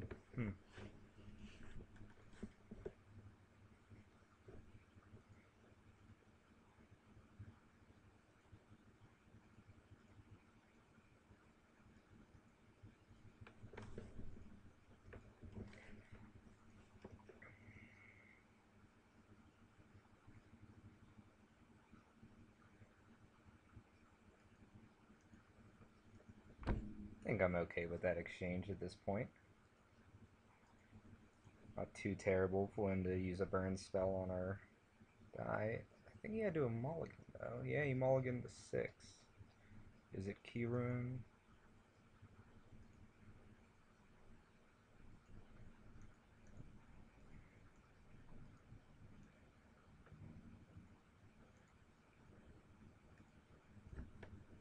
We're not attacking so that he can't get him with the key rune. If he would do something else to incapacitate one.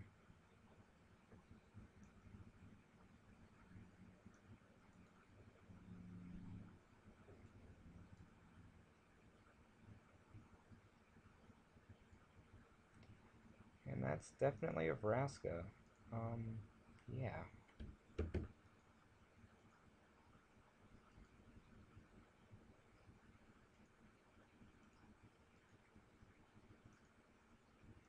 I think here we're better off playing Security Blockade and our Gate Creeper to prepare for playing Vraska. Just might as well not leave her in danger if we don't have to.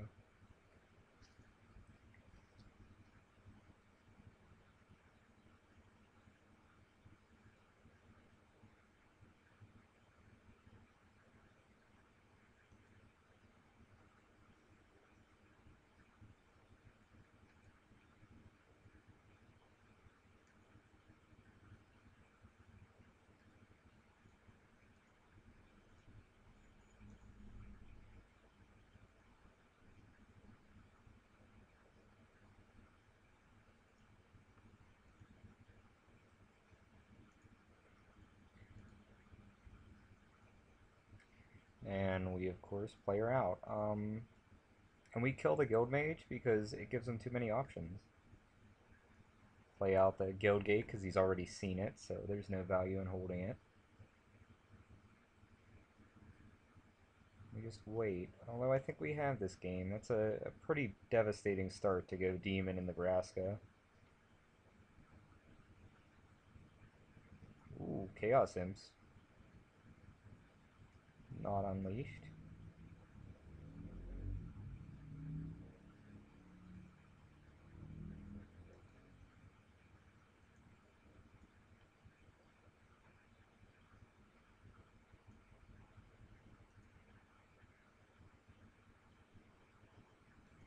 Not going to attack. We don't want to trade with the imps.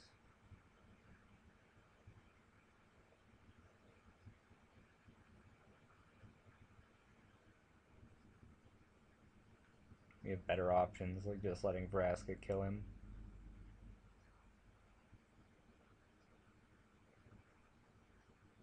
Oh, wow.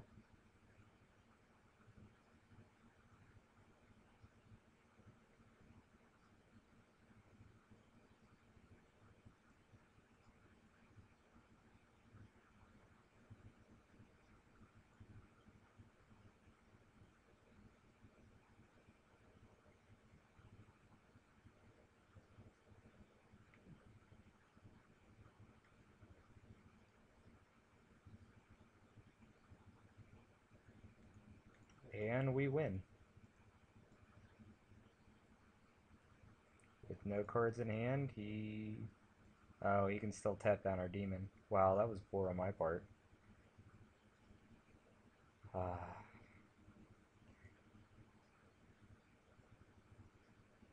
I mean, we do win in the long run there, but yeah.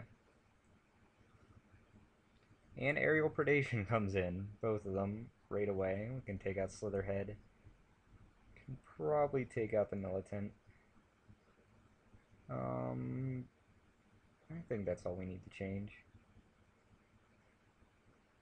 Hand seems just fine.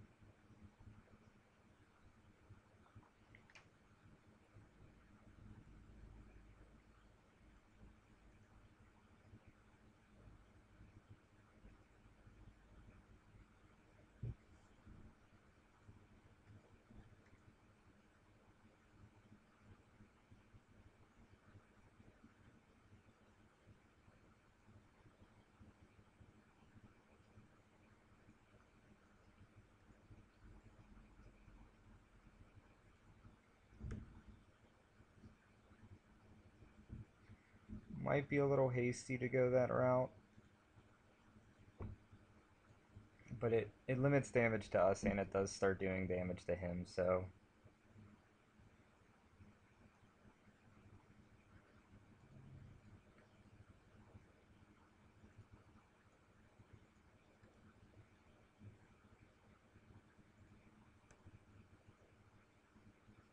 I'm just not a big fan of Cobble Brood, even at only 4 mana.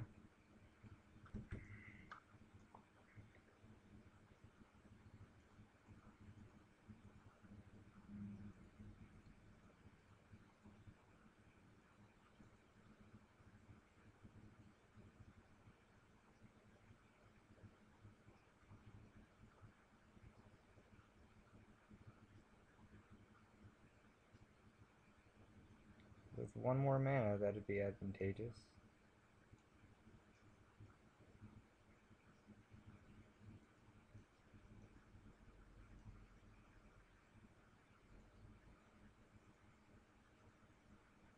But odds are pretty good he's going to do the same thing this turn.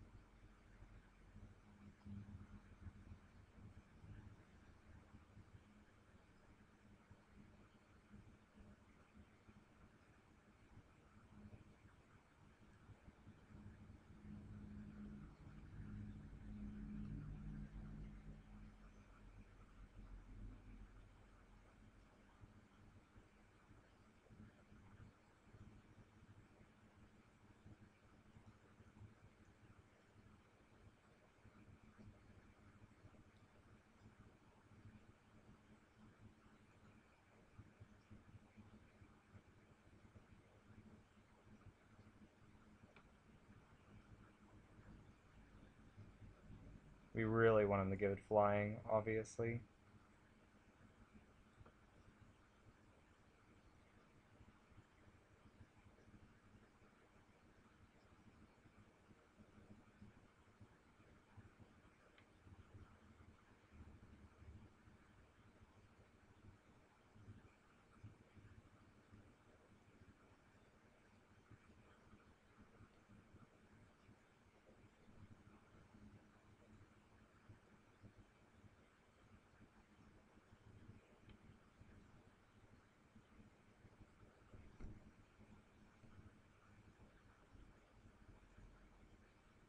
Yeah, hard to argue with that. That put us in a better position than we would have been in. Although, looks like we're in bad shape.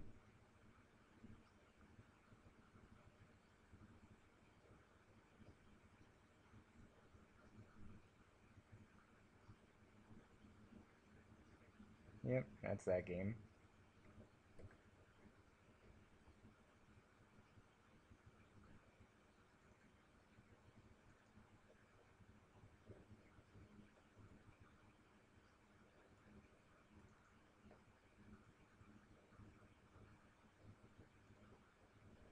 Guess we can work with this hand.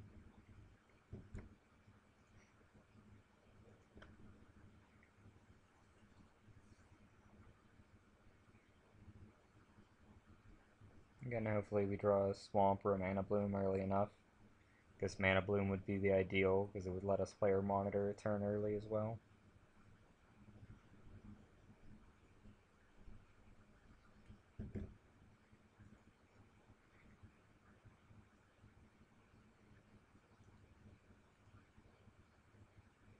That's a bit better.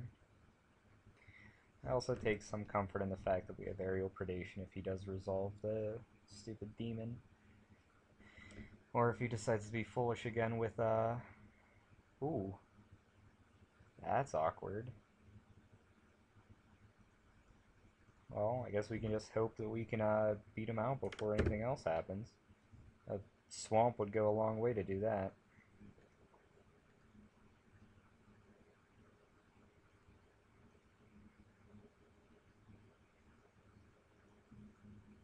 Yikes.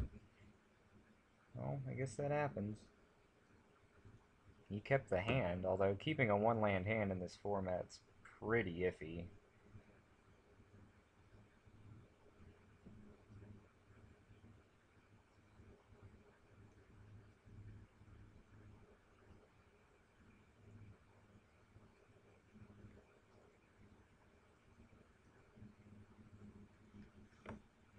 Well, there's that, I guess.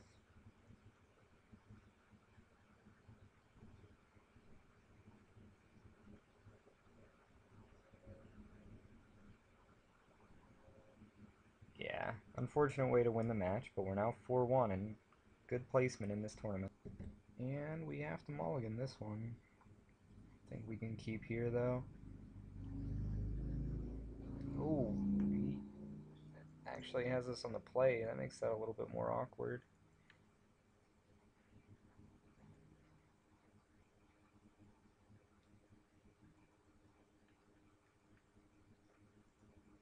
That certainly helps, though.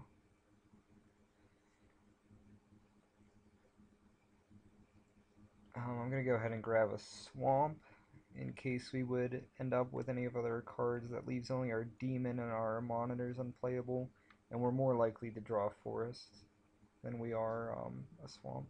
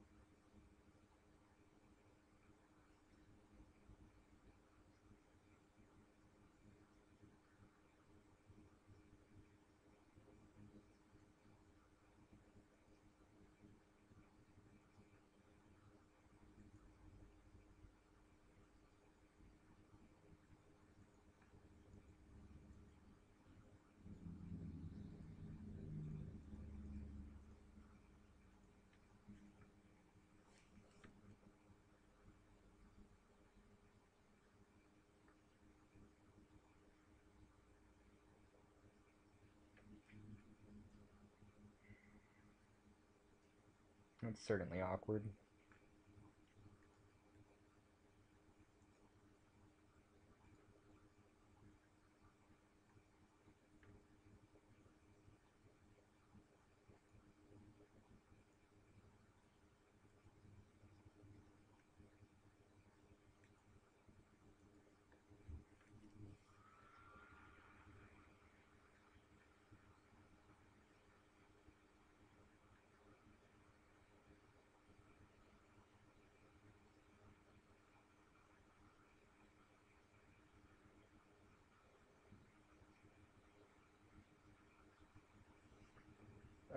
I didn't think that through. We'll be able to make the guys bigger.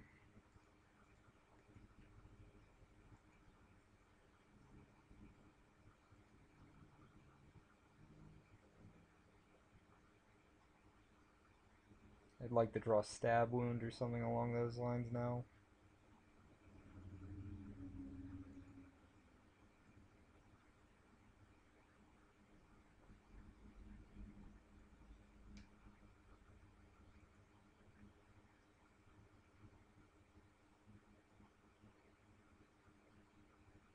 Yeah, ultimate price certainly doesn't do it for us.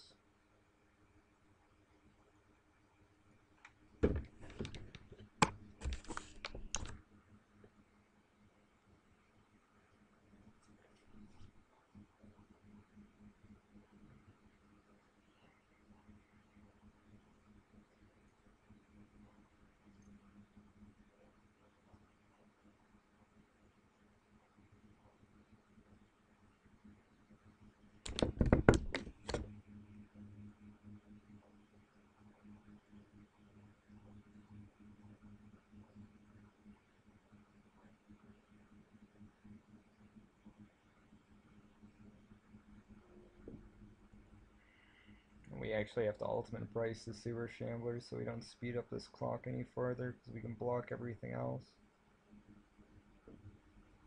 And we don't have the land to play the Vraska.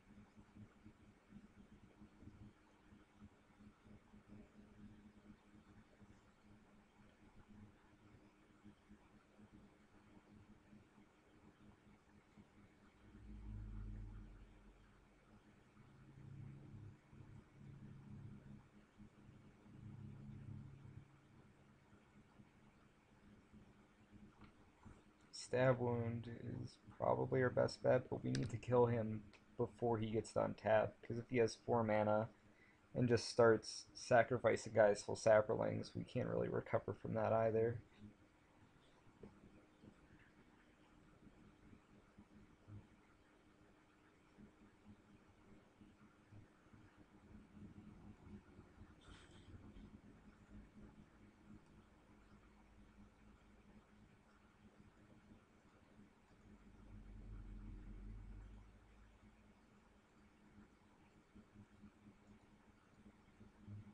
Hopefully we draw an untapped land now, though, and end up in pretty solid shape as a result.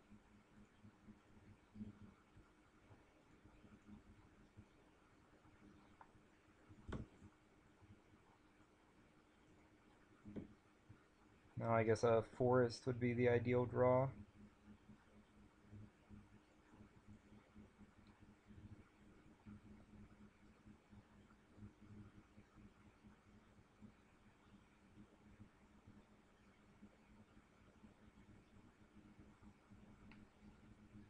He has enough, unfortunately, to add the 2 to anything,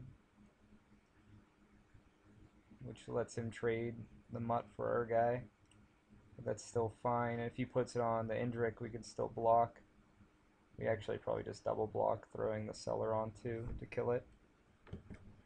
Yeah, and I guess after a bit he came to that decision. Now I just have to hope he doesn't have giant growth or anything along those lines, and then it's still fair to block. We can definitely recover here, there's no doubt about that.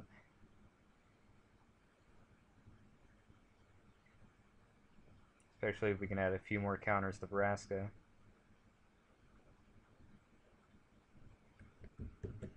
Well, that makes it a bit more awkward. If he attacks with both, I think we chump. Well, since he's tapped out, I guess we kind of have to go all in. Only needs one guy, though, to turn this around, because everything we have can end up being pretty solid.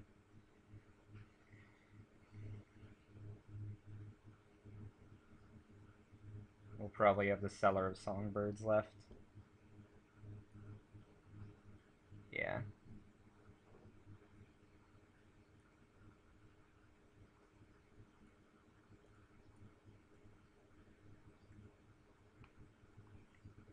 That seems just fine for us, too. I mean, he'll get rid of his Gate Creeper and we lose the Cellar, but Braska still goes to 3 this turn, and we have a guy that can kill his Indrik.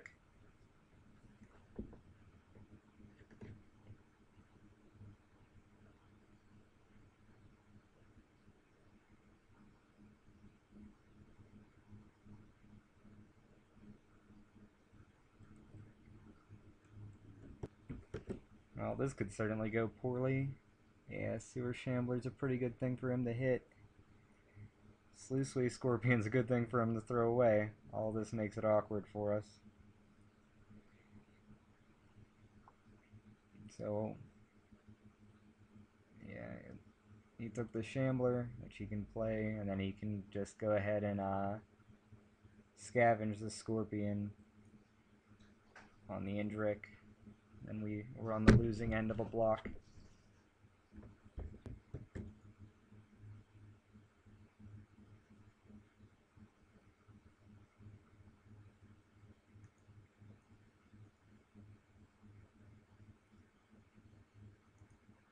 Again, we kind of just have to block there, even though he's going to put out the Shambler this turn.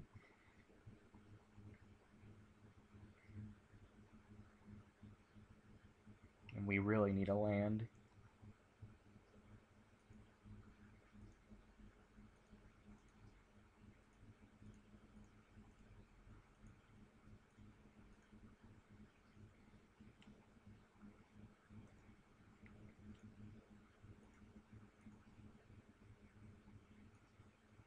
Now, if he attacks it with both creatures, we just go ahead and let it through. Otherwise, we double block, let the Sewer Shambler die,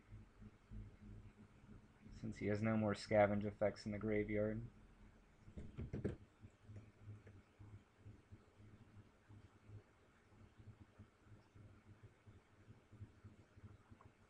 And he's just attacking us.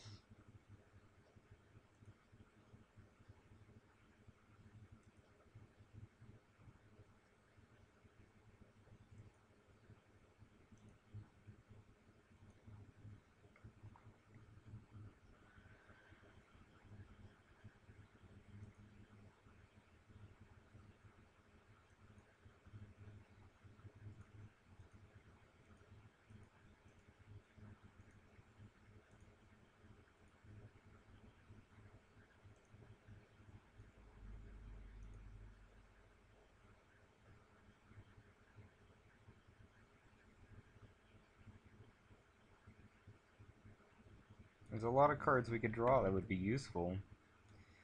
Stab Wound. We've already used our ultimate price.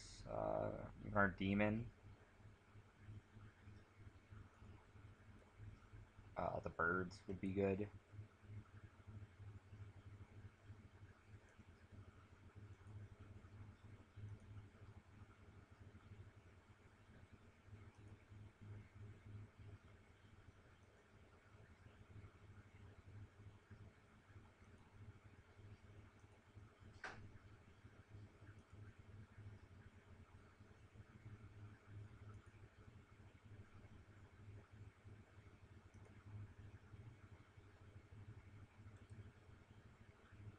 Definitely don't think we're in good shape. If I minus 3 it there, either one we kill, he can kill Vraska in response. We have flyers, we have things that can do stuff in the air, and that's our best bet, is just drawing and hoping we get another removal spell to go along with it.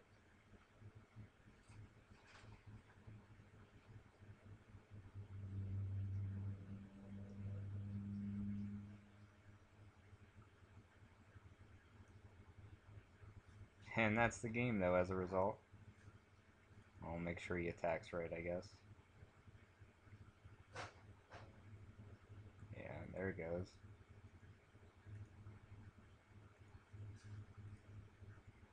Yeah, just could not draw anything. Well, we definitely bring in aerial predation. Probably bring out Slitherhead, Dryad Militant.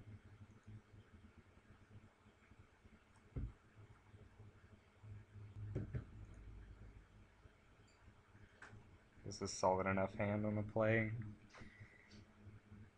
Maybe not ideal, but it has a little bit of early action, and of course there's a chord later.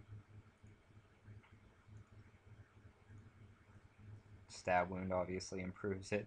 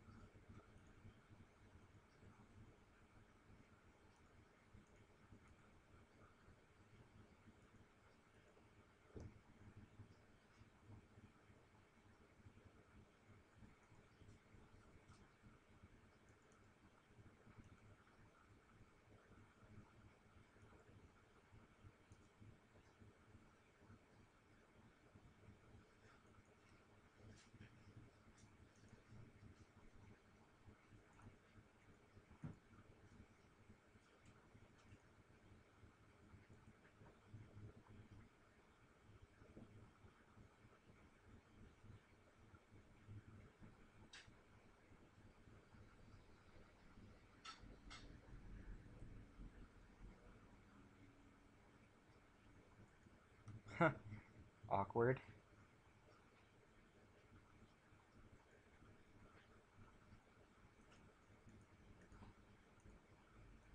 Well, good for him, I guess.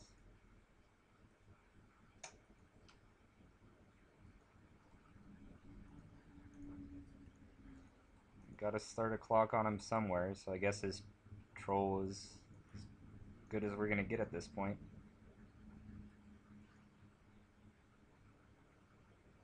With him stuck on mana, he's probably gonna have to kill his own guy before very long. Oh, now he has all the mana in the world. I would very much like to draw Ultimate Price.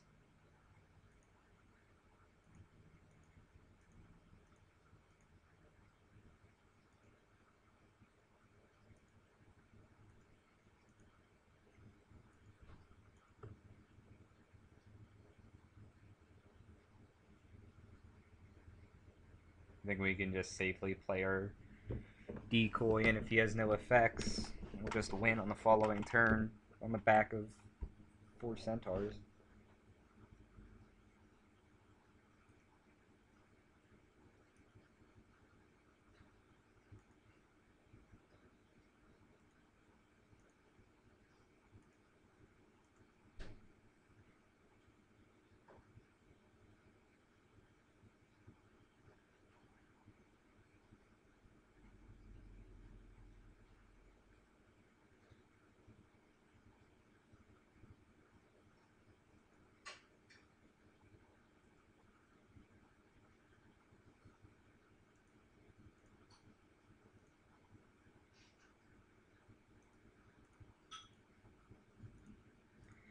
Because that means we have to play the monitor first.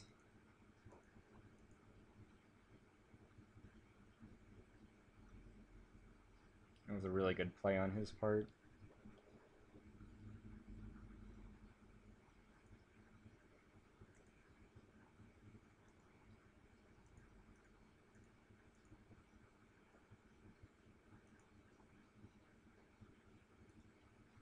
Well, if he has removal or any effects,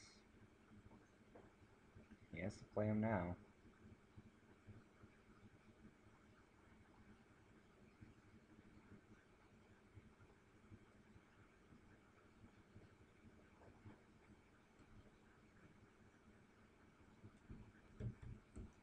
I don't think Sluiceface Scorpion changes the game by much. Especially since now he's tapped out. 3, 6, 9, 12, 13 damage. Ah, he does gain 1 life from the Dagger Dome Imp.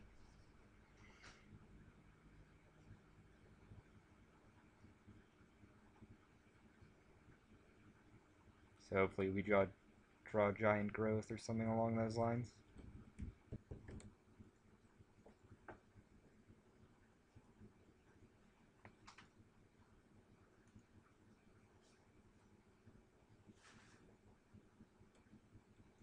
still think attacking across the board's the right call.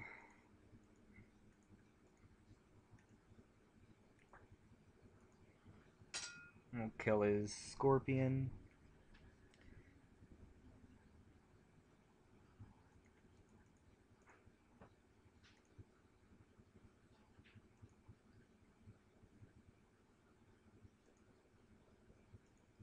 And we'll kill his Troll.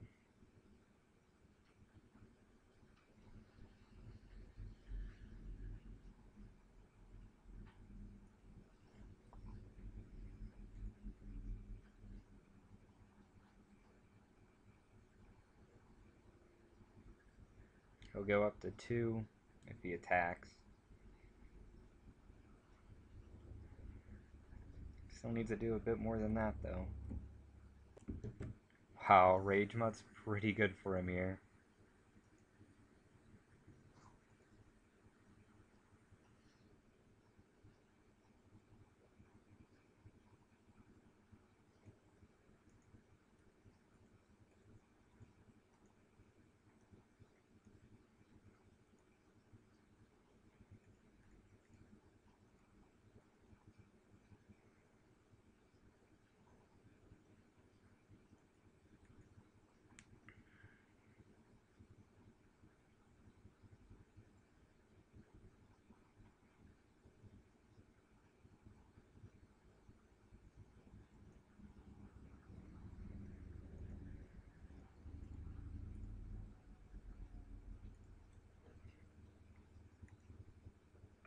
I have to think we almost certainly got him, but yeah, the guy just kept doing more and more things. It was getting kind of excessive. I think we can take out an aerial predation. Maybe put in a sentry. The regen might help, and just putting out another body might. Not really sure. Really hope we take down this last game. I think we have to take it just on the hope that we get a swamp. He chose to play last again, so hopefully we can turn that to our advantage. We do have a turn 2, 3, and 4 play if we get a little bit lucky.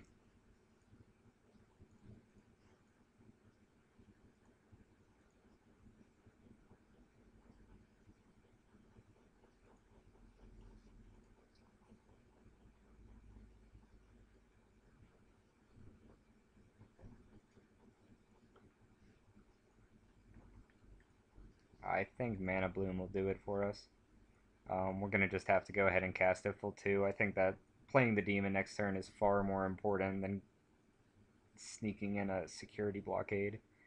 Unless he has ultimate price, there's not a whole lot he can do with his currently available mana. Well, as quickly as that jumped up.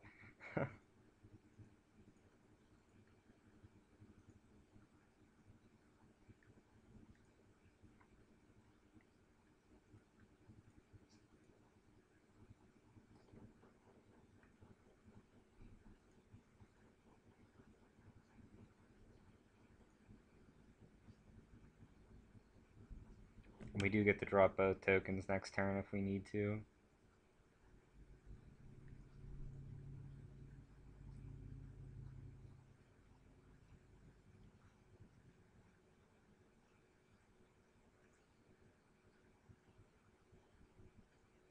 Ultimate price.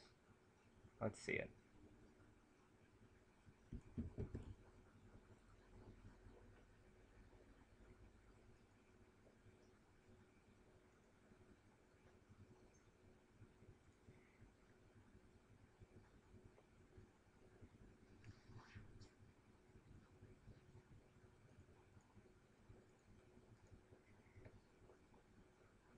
No, he's going to block and regen off the Axebane Guardian.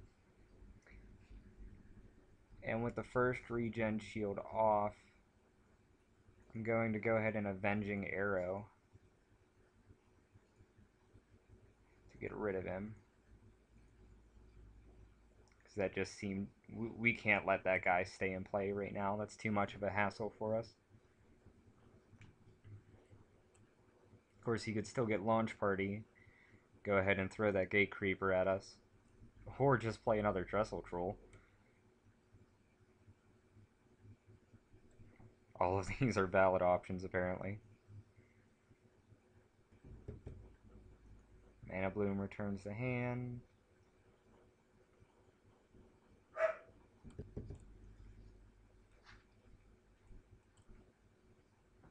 I'm not too worried about racing the Lobber Crew. We do have Security Blockade in hand, but walls.deck is a little bit odd.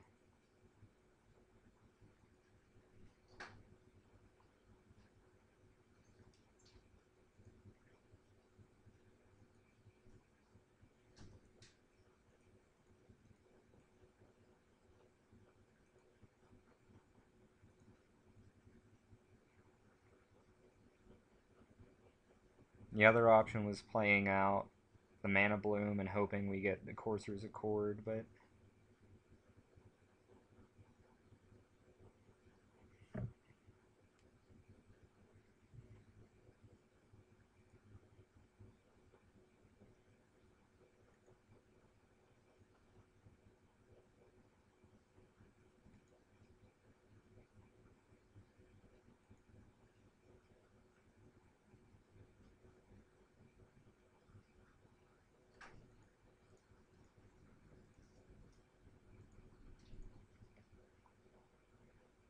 here he could trade his Sewer Shambler, which just seems like an advantage for us.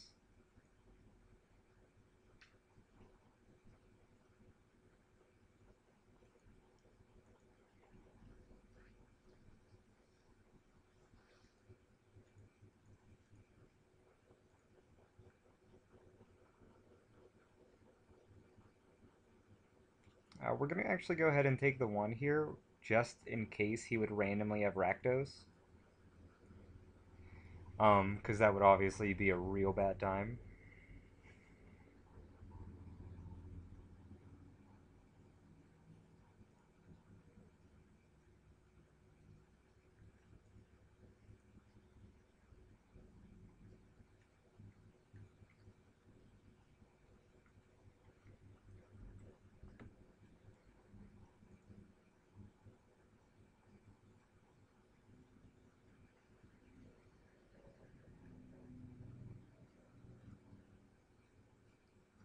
Wow. Kind of glad he didn't get any of that. A land there, I think, is definitely a success. Grave Betrayal. Hmm.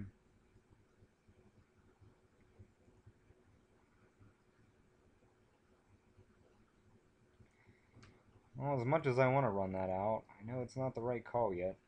You could go ahead and sack the beetle, but I don't think that gains him much.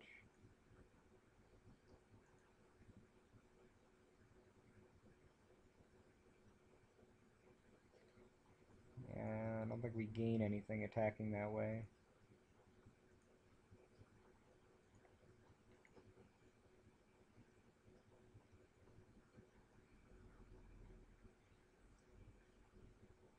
I mean, the best situation would have been if he would have blocked the using the Grudge Beetle to trade with the Knight, but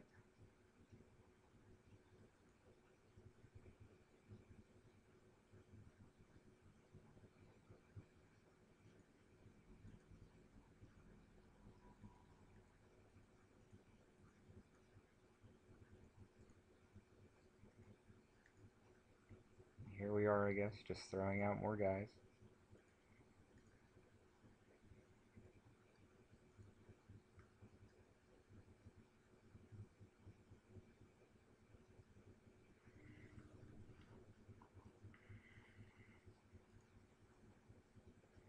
He still just keeps getting infil too. I would love to draw Vraska, anything, Stab Wound.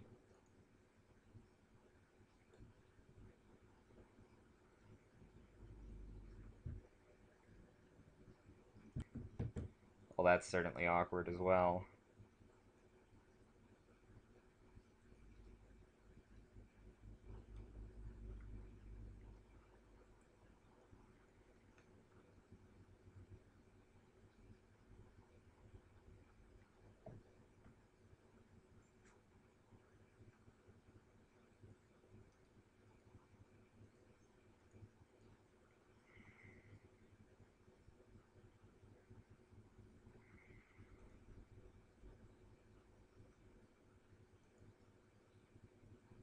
He sacks his Drudge Beetle and gets to make something huge.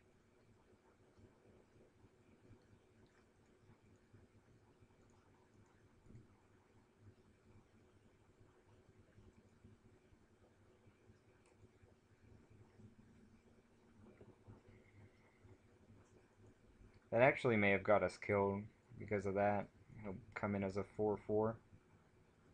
He'll come in with +4 power, actually.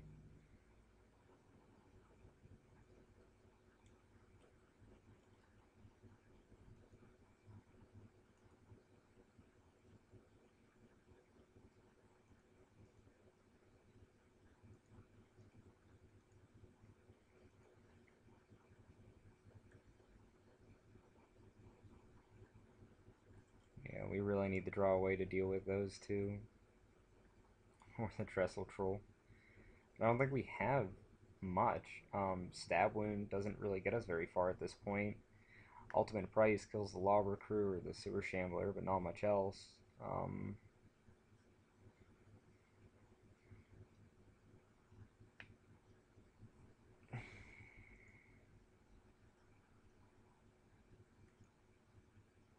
And drawing lands isn't going to advance our position any.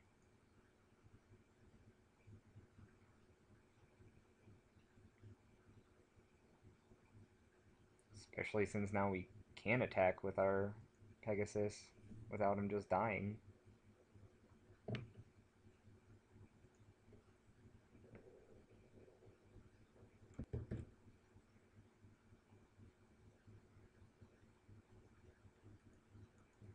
Go ahead and prevent the one. He's just going to play a gold creature or spell.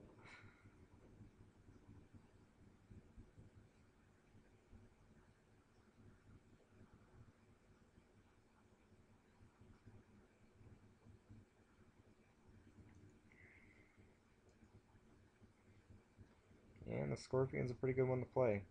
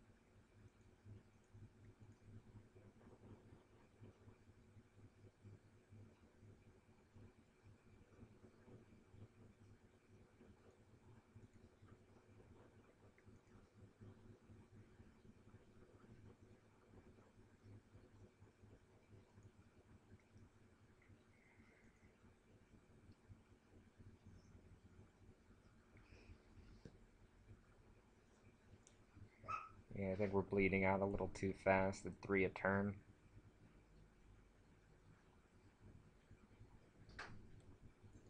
Now even if we deal with the troll, he can just tap down guys until he wins off those.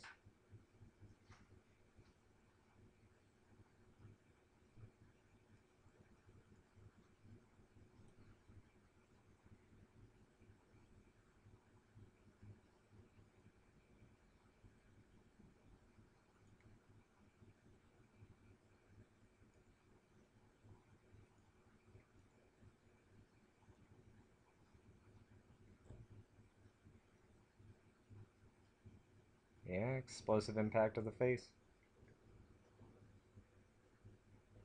Yep.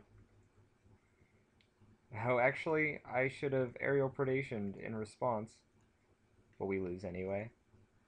Harsh. On the draw in round 7, I think.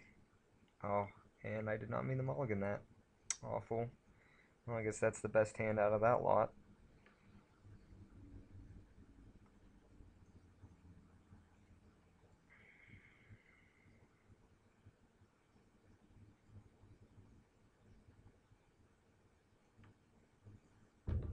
Actually ended up developing pretty well, all things considered.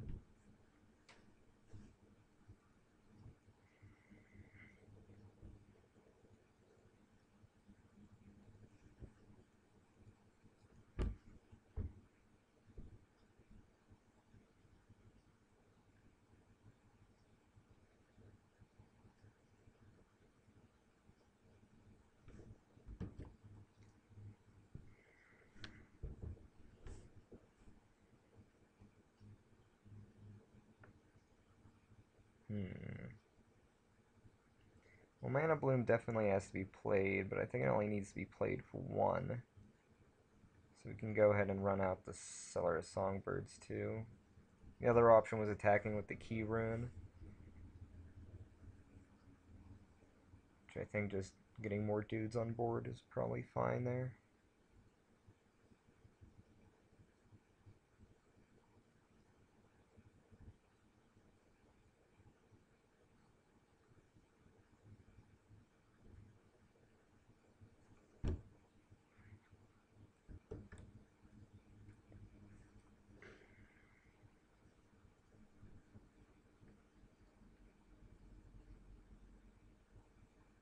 Ultimate Price is a pretty good draw here too.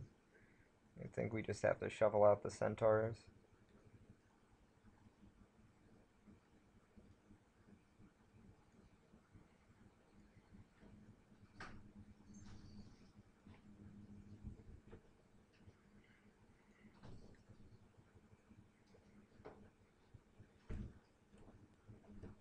Now next turn an option is Ultimate Price,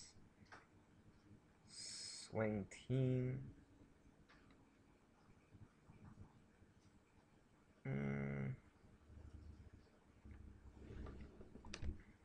That's pretty much relevant.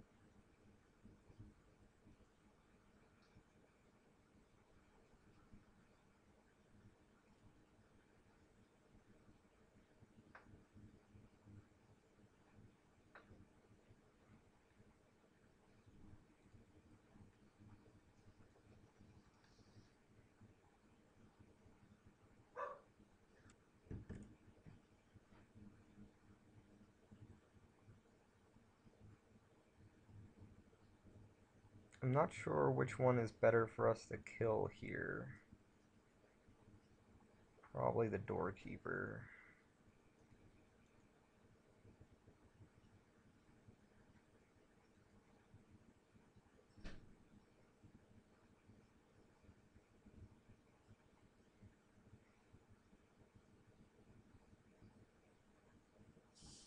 Launch Party.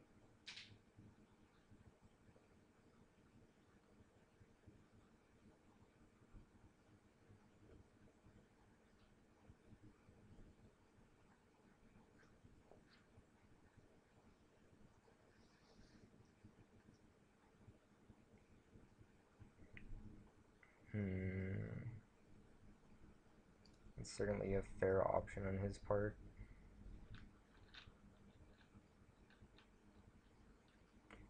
Doesn't have a whole lot left to go on now, though. I think we just shuffle out the Mana Bloom again. And probably play our Croc next turn and start swinging. Killing one of those along the way.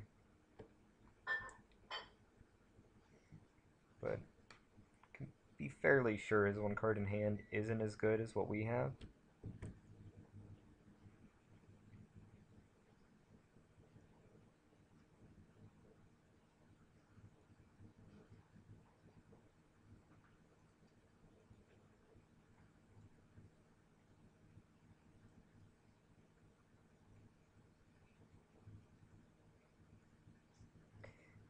Detaining us all day long. Kind of surprised that was the choice.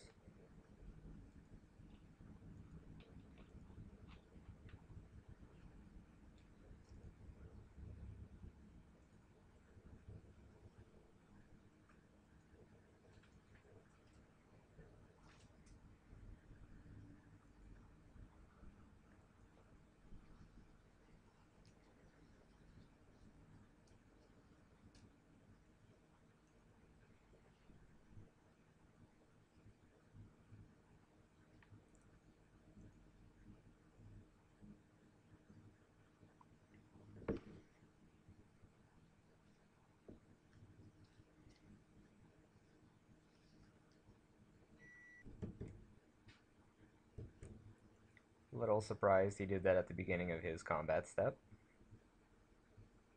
Bit of an oversight on his part. Paralyzing Grasp. Better play then.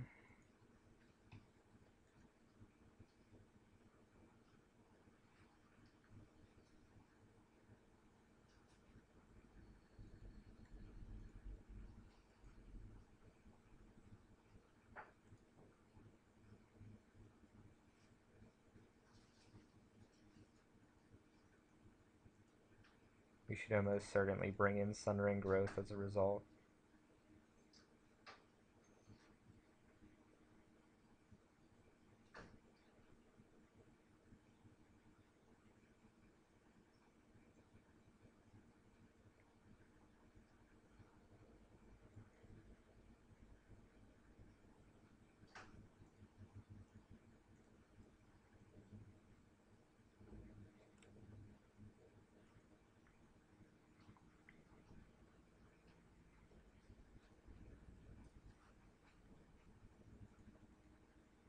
That's one example where him milling us is actually beneficial on our side.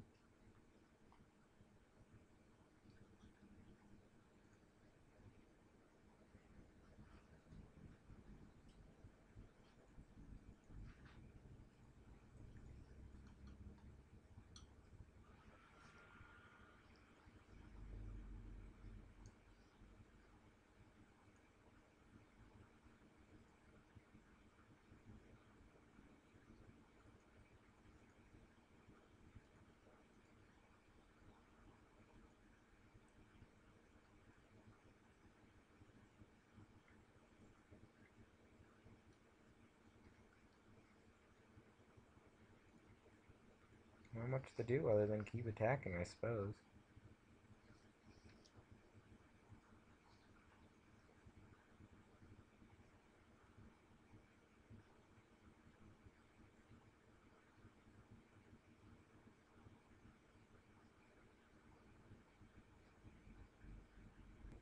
And there's that game.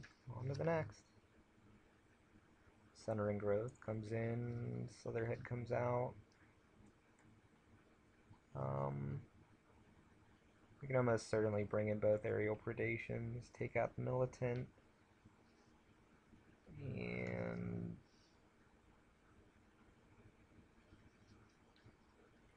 planes can come out for a swamp.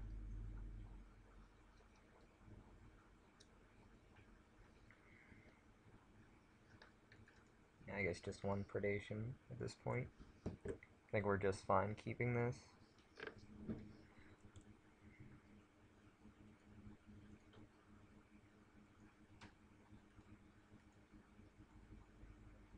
All of the removal.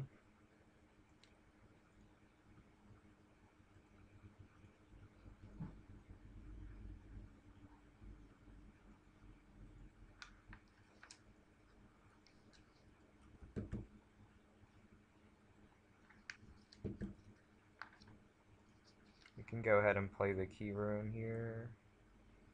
I improperly tapped that. Awful.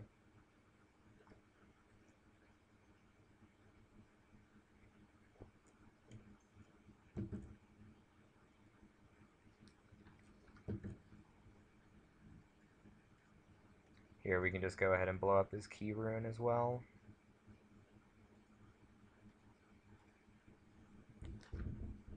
Removing the land if nothing, or removing the mana if nothing else is beneficial enough. Since, yeah, that's 2 mislands now.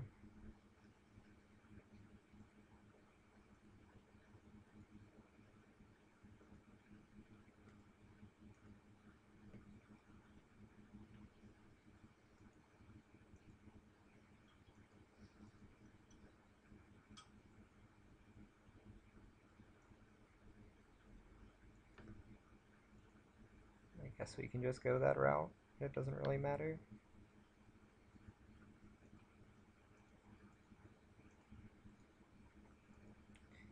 Shred Freak is the only likely haste guy. Oh, I guess he could have Rage Mutt, and it's a little too late to change that now. Still think killing that's enough of an advantage.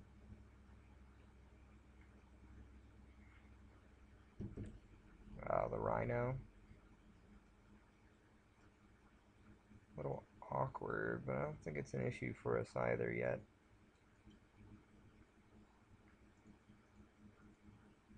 Guess we just thin out our deck in the meantime.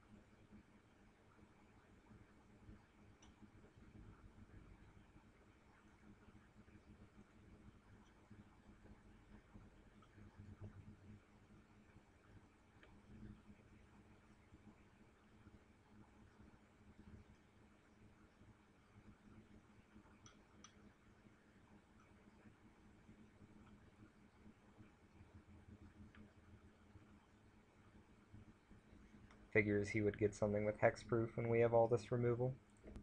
Yeah, that was kind of to be expected.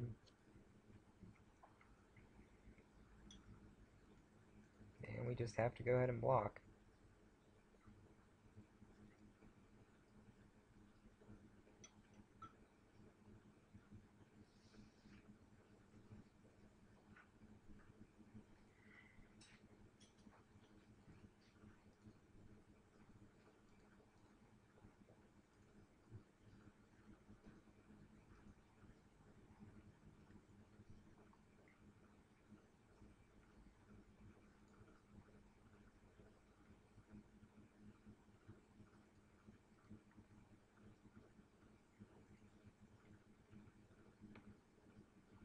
He can go ahead and sack the Goral's Chainwalker to be able to attack through the demon, in which case we have to throw up the Watchwolf as the victim.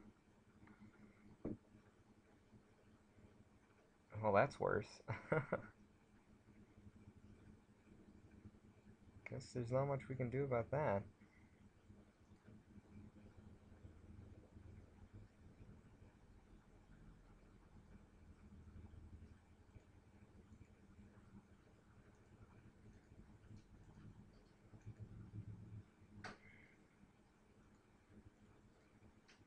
All we can really hope is to draw a creature, which we seem notably bad at doing. Now I guess we just have to hope he doesn't have any effects to make his Rhino even bigger.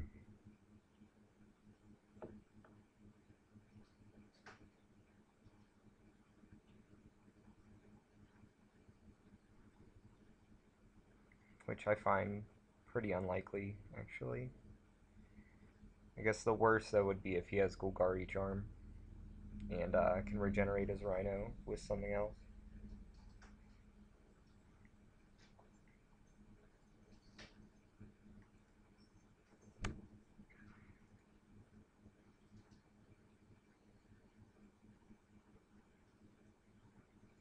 And he's playing blue, too.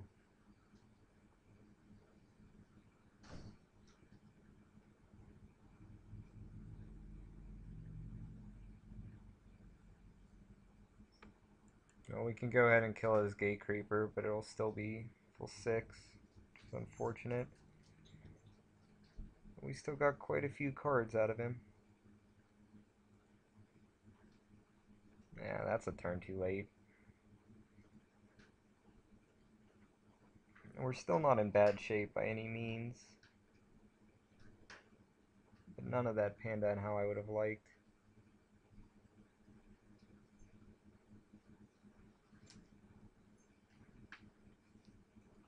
Now we just go ahead and ultimate price that before he has the opportunity to do anything silly.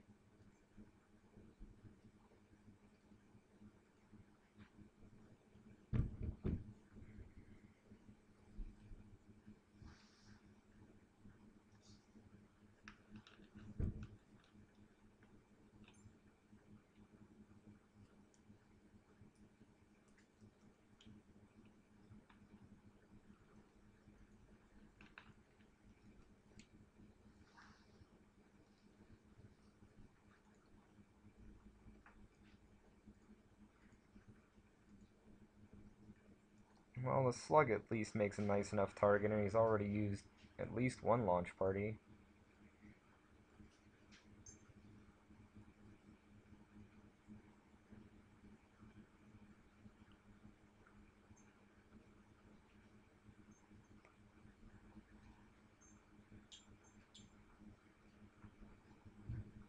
It's an awkward guy to see.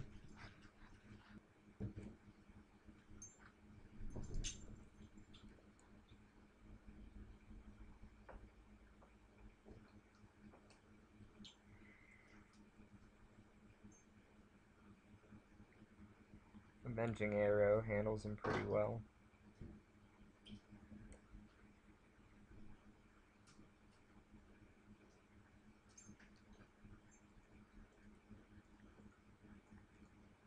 I'd rather use birds to kill this guy than trading with the croc. I don't think I'm going to do either. I think I'm just going to let the damage happen, and then we'll swing back and gain life. I just don't want him to make the slug bigger. I'd much rather just stay worthless.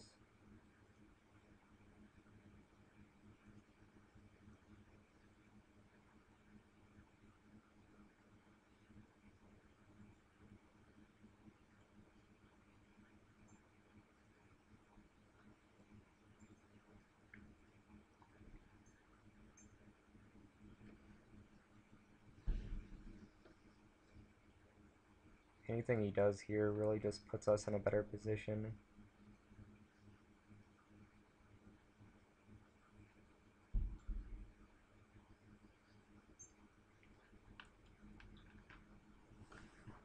Like here we'll block with the monitor and the bird, and then we can attack with the other bird um, after scavenging the monitor onto it.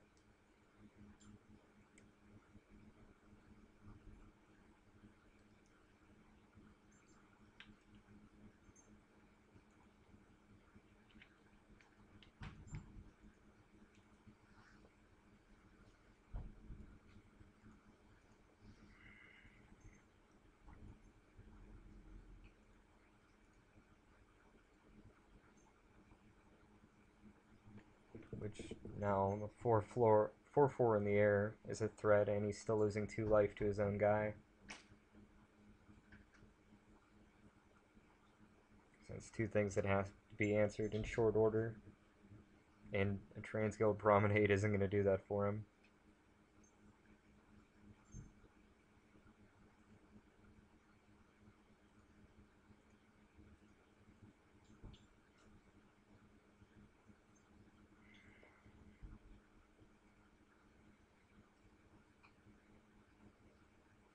Does he have 2 answers?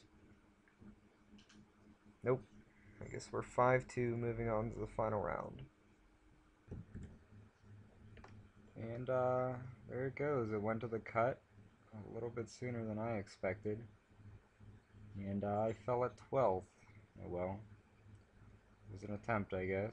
It's a little bit frustrating. I certainly thought it was 7 rounds. Or, oh well. Or 8 rounds, rather. But I guess next time. Yeah, looks like all the way up to 6th was in the 15-point bracket. I just lost on breakers. Oh well.